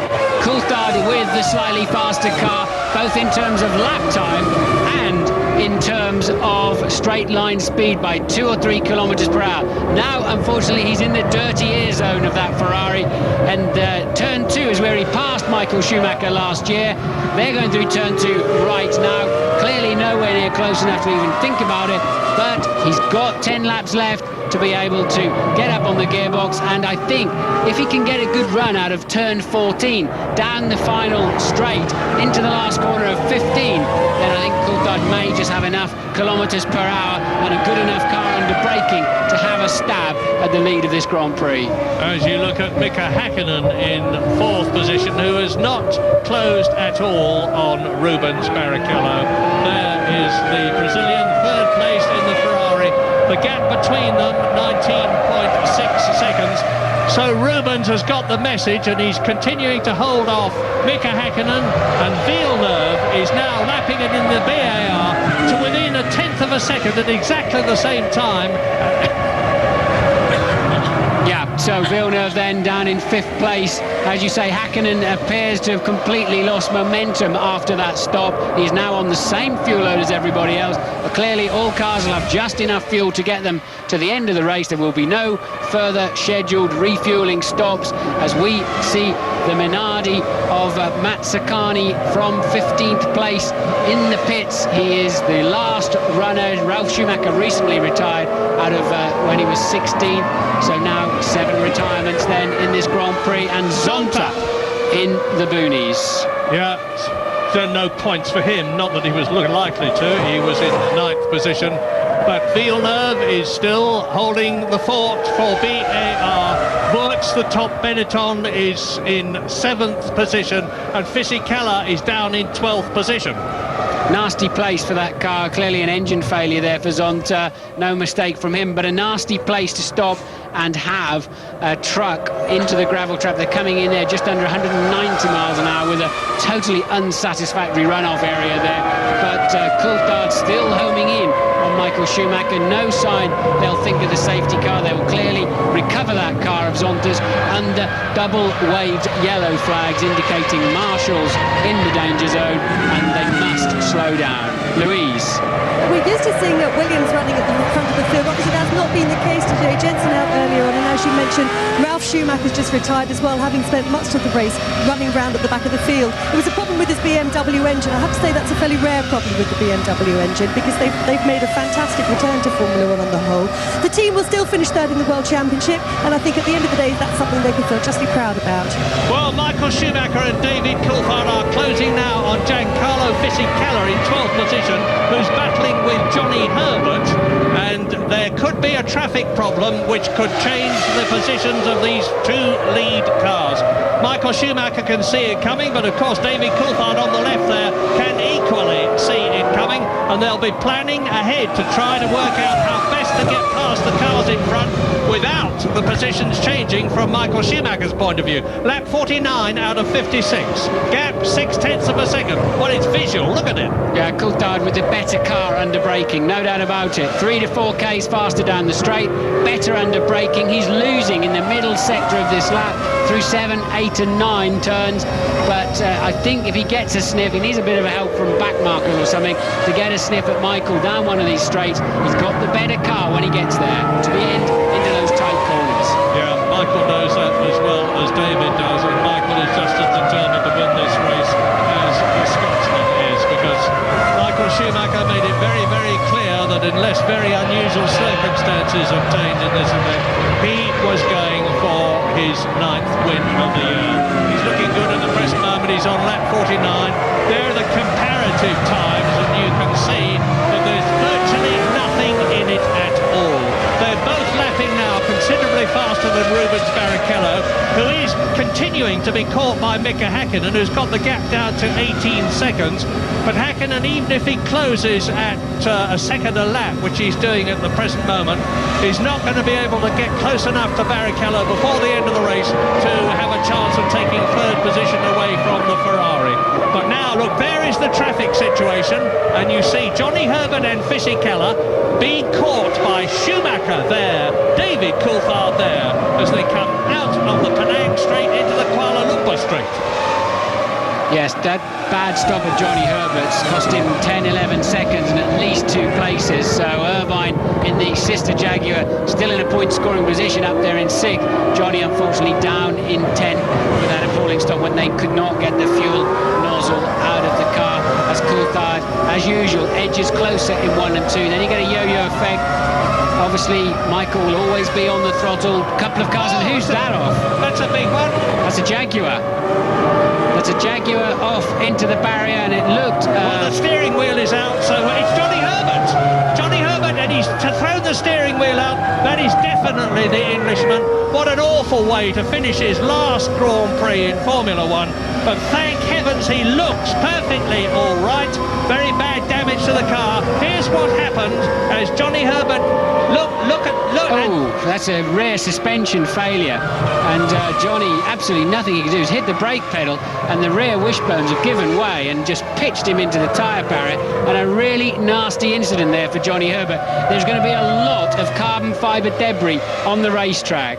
And thank heavens you can see that Johnny, the most popular man in Formula One, without a doubt, seems to be perfectly okay. Has he got a bit of a problem with his leg? Yes, he has, because they're carrying him off the car. We're on lap 50 now, back looking at the battle for the lead temporarily, as Johnny is carried off. The adrenaline got him out of the car. Obviously, I don't know whether it's a sprain or a break, but... yeah. And Johnny's ankles are bad enough, aren't they, after that terrible crash he had in F3000. As Coulthard now closer than ever. Is he close enough to get a good tow from that Ferrari down into one? It didn't look it as they came past the commentary box. Will he have a stab down the inside? He is very close when he gets there, but not close enough. There is a bit of traffic ahead of him. Yeah, and it's Fisichella. Now, Fisichella is on his own. Johnny Herbert, of course, was behind him, has now disappeared. Casalo is about 7 seconds up the road, so hopefully Fisichella is keeping an eye on his mirrors, and in which case he will see this approaching. Ferrari, McLaren, lap 51, 5 laps to go at the end of this one. Wouldn't surprise me at all to see one of these runners this afternoon pick up a puncture from the debris of Johnny Herbert's incident there. That rear suspension failed very early on into the braking zone. There will be a lot of shards of carbon fibre, and I think they're still looking at Johnny. I don't think he's in serious danger, but clearly has hurt his left leg in some way. What a terrible end to his Grand Prix career. That's not fair. His 163rd Grand Prix. He more than deserved to get out of it in the points in good condition. But Fisichella is lapping some 2.3 seconds slower than the two cars bearing down on him, and any moment now he's got... Yeah, sorry, I was saying Coulthard lost an edge there somewhere in this lap, and it's a crucial lap because it's the one where I believe they're going to clear that back marker, and the one where Coulthard needs to be closest to Michael Schumacher. Will Fisichella yield going into the last corner?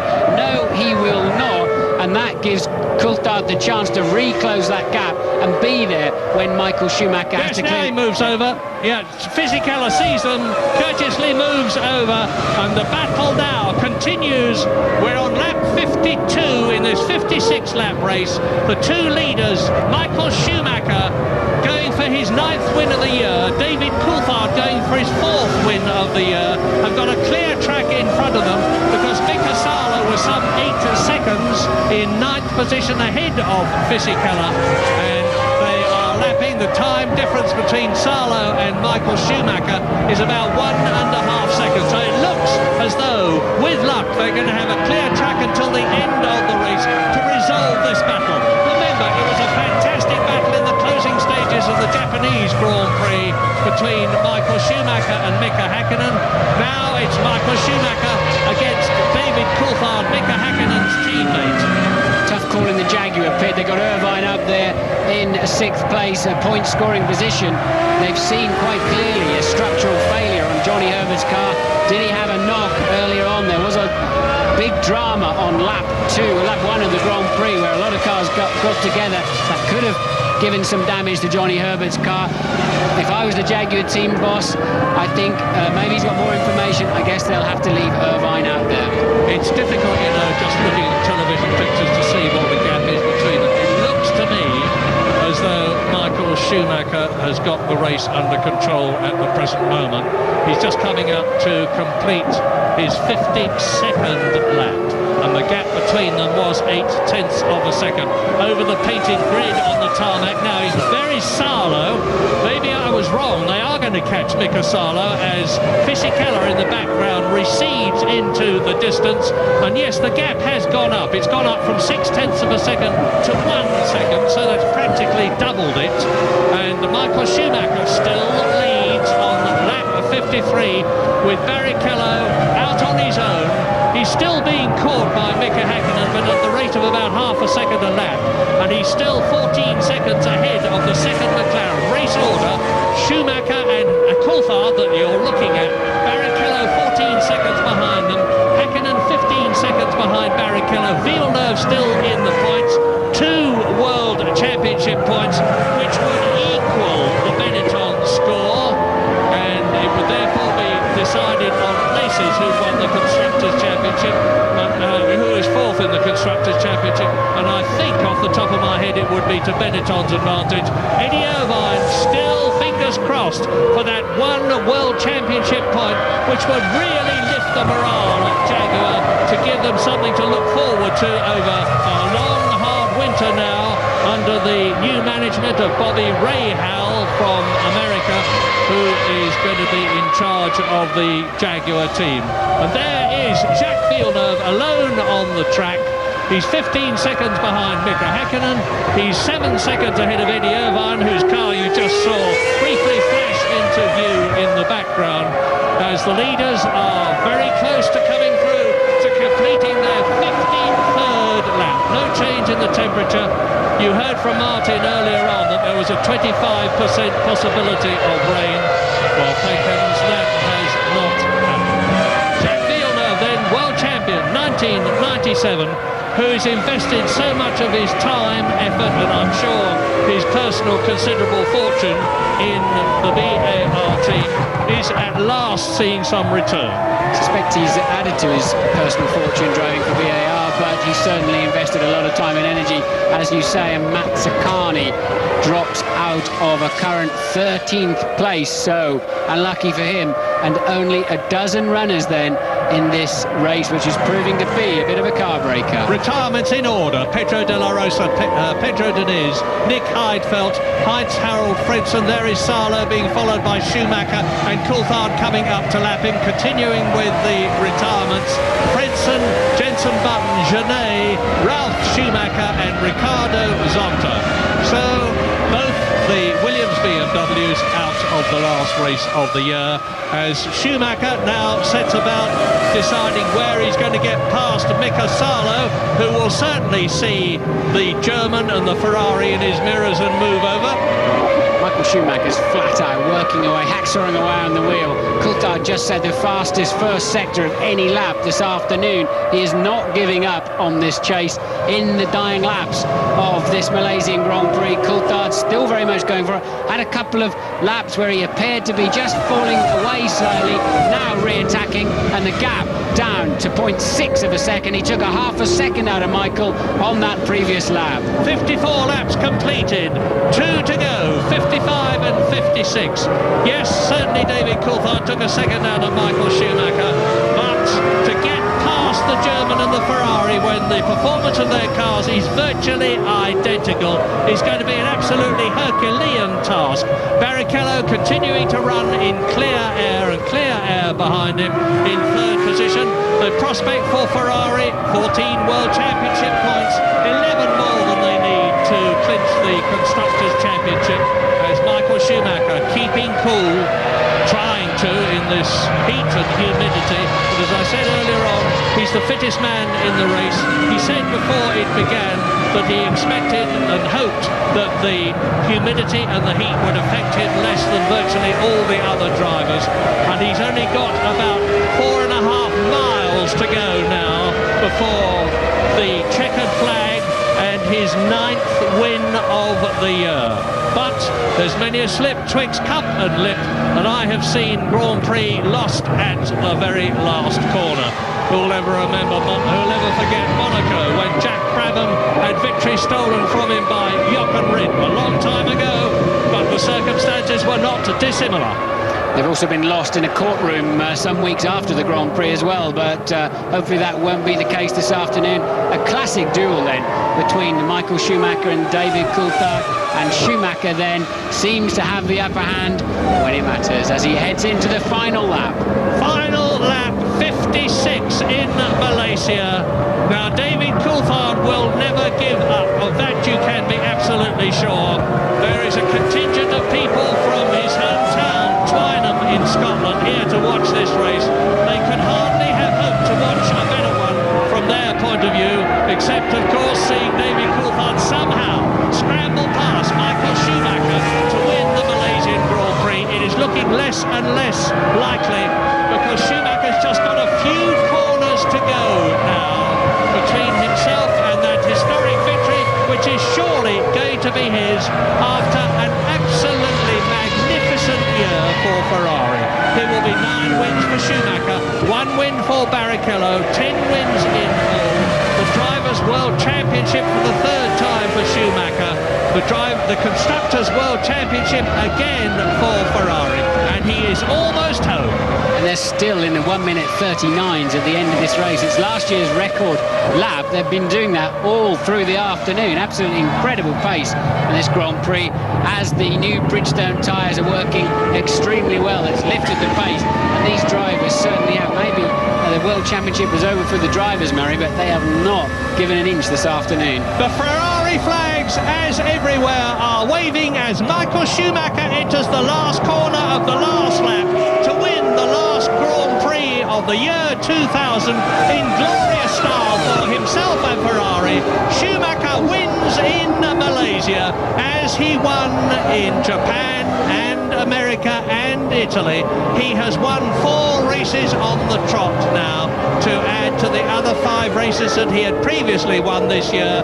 In the background you see Rubens Barrichello making it a glorious first and third for Maranello for Ferrari, to give them the World Constructors' Championship without a shadow of a doubt, with 11 points clear on top of the 13 advantage that they already had.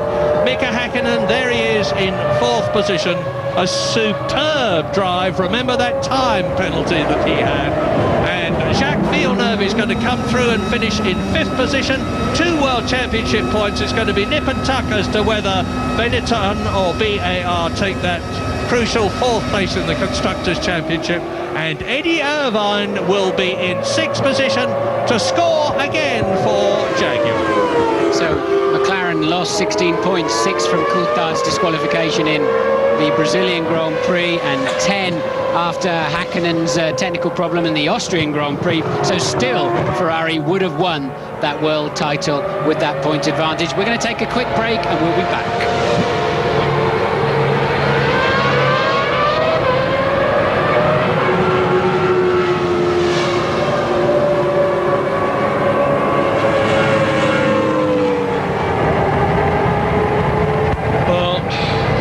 Statistics, motor racing is a bit like cricket, a lot of statistics. It's just worth recording, that's the 44th time that Michael Schumacher has finished first in a Grand Prix. It lifts his point score to 680.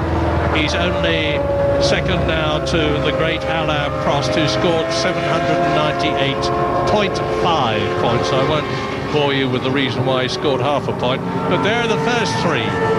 Schumacher the winner, Barrichello in the second Ferrari third, and driving along behind them in the silver and black McLaren Mercedes, Scotland's David Coulthard, followed by Mika Häkkinen. So again, it's been the 2 Ferraris and the 2 McLarens that have dominated proceedings. A great win, a great 5th position for Jacques Villeneuve and BAR, and a 6th for Jaguar with Eddie Irvine. As I've said, they've got a winter ahead of them now. There's going to be no testing in the month of November, but they'll all be starting again in December to get ready for the new season in 2001, to start it all over again. More Grand Prix, starting with the first of the year, of course, in Australia.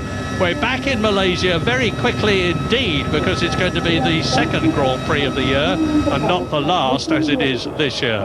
But here today, this man, Michael Schumacher, has dominated proceedings as he has done so many times in the past.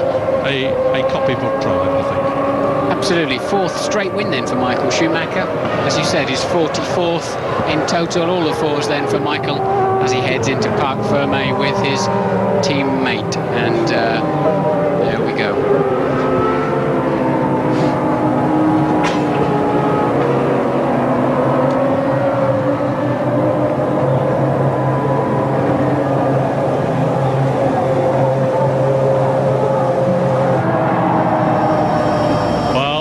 Off to McLaren, who have fought this season to the last turn of the wheel. But what a wonderful season for Ferrari, and for Michael, very happy Schumacher there. Good drive from Irvine in 6th, and Coulthard will be well pleased with himself, I think. A strong drive there making Michael Schumacher work very, very hard for this. He won the first 3 races of the season, and Michael has also won the last 4 of the season. And, well, as you say, great time for him. And Barrichello there had a pretty good time. He ended up 18 seconds off of the lead at the end. Mika Häkkinen 35 seconds off the lead, so it does seem today that, contrary to last year, the 2 stoppers did have an advantage. Remember, Mika 1 stop but had a stop and go penalty. Even so, judging by his pace, he would not have won the race. Well, I hope he's not going to put that red wig on. I think he is. My gosh, he has. Michael Schumacher and Rubens Barrichello not looking as though he has too much of a problem with the flu at the present moment. As I said, adrenaline overcomes all. Comment unnecessary? Isn't it, I think I'm worth it, or something like that? So the 2 Scarlet McLarens and the 1 silver and black McLaren Mercedes proudly occupy Parc Fermé, and above the FIA garage is the podium, which they will all be climbing, the 3 of them, for the last time this year. Between them, they've been there so many times.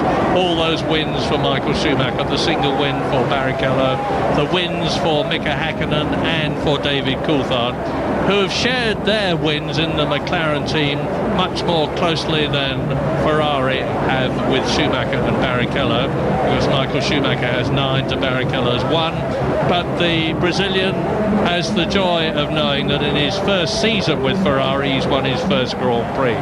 Well, you know what the Constructors' Championship situation is. Ferrari have won it, McLaren have 2nd. Williams have finished in 3rd position, and no one thought that was going to happen when this season began, when they had a completely new engine with BMW, who have had a magnificent Grand Prix return year after being out since 1983.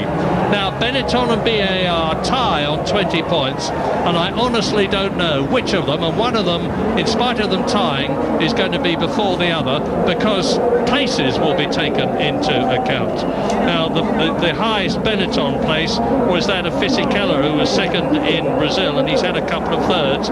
And off the top of my head, and this is by no means official, I think that Benetton will have just pipped BAR for 4th place. Yes, I think you're right. I think Benetton on comeback will keep that 4th place in the championship. Don't know what happened to Wirtz, actually, running so well early on. Didn't see him have any problems, but ended up some 18 seconds off of Villeneuve's pace. Irvine just 1.8 seconds. Jean Todt there on his mobile phone, and yes. There were 50,000 people at Maranello during the Japanese Grand Prix when Schumacher got the Drivers' Championship. I expect they're all there now. The pink bow is a bit worrying, isn't it, in John Todd's wig there? But, I think they're have you any idea what the red wig's all about, Murray? No, I haven't. There's obviously some hidden meaning, but I don't know what it is.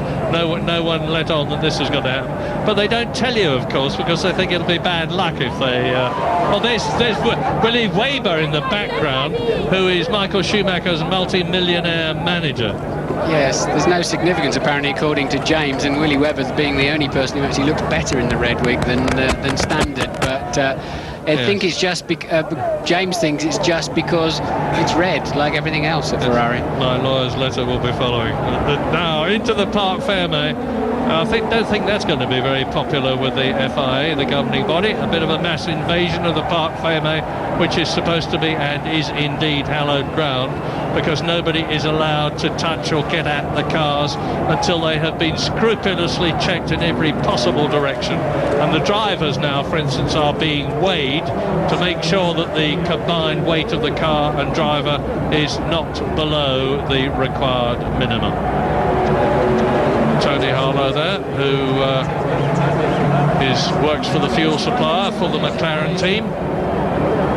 Well, Malaysia has seen a good second Grand Prix. I said when this broadcast began that welcome to the finest Grand Prix circuit in the world.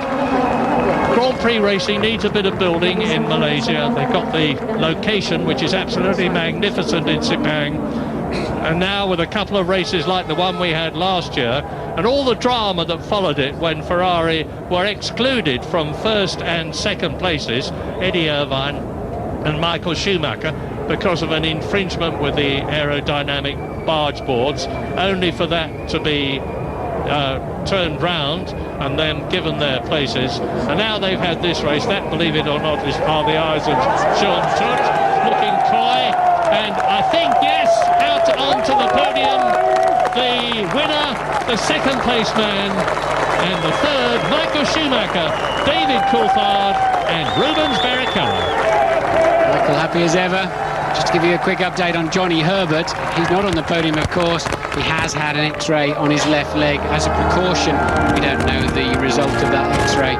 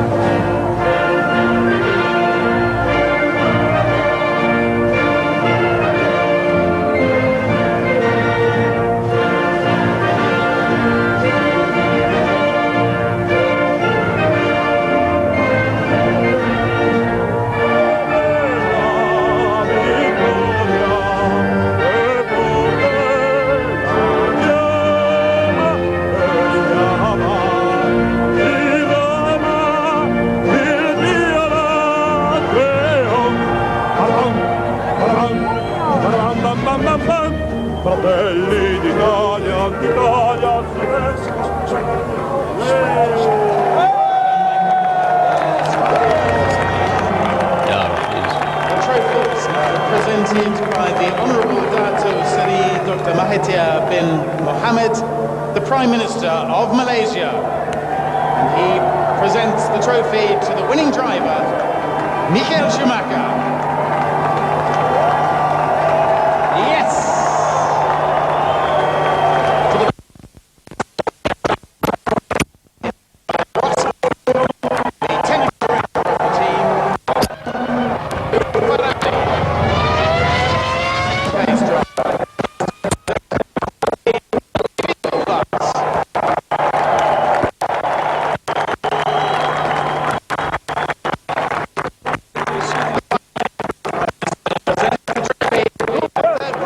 My son Alex would say decent.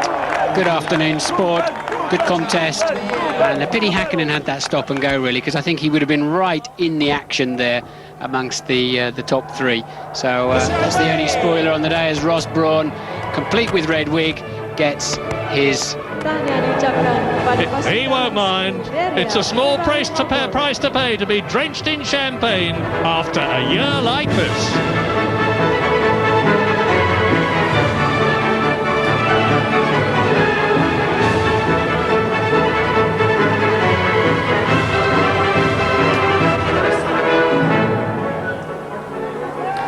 Well, Peter McKay, it's a pity that a little bit of digital interference off the satellite there is ruining what's been a very smooth end to a smooth year for Ferrari. The Maranello mark very much on top of the world of motorsport now, with a world record 10 Drivers' Championships and 10 Constructors' Championships, which puts them one in front of McLaren.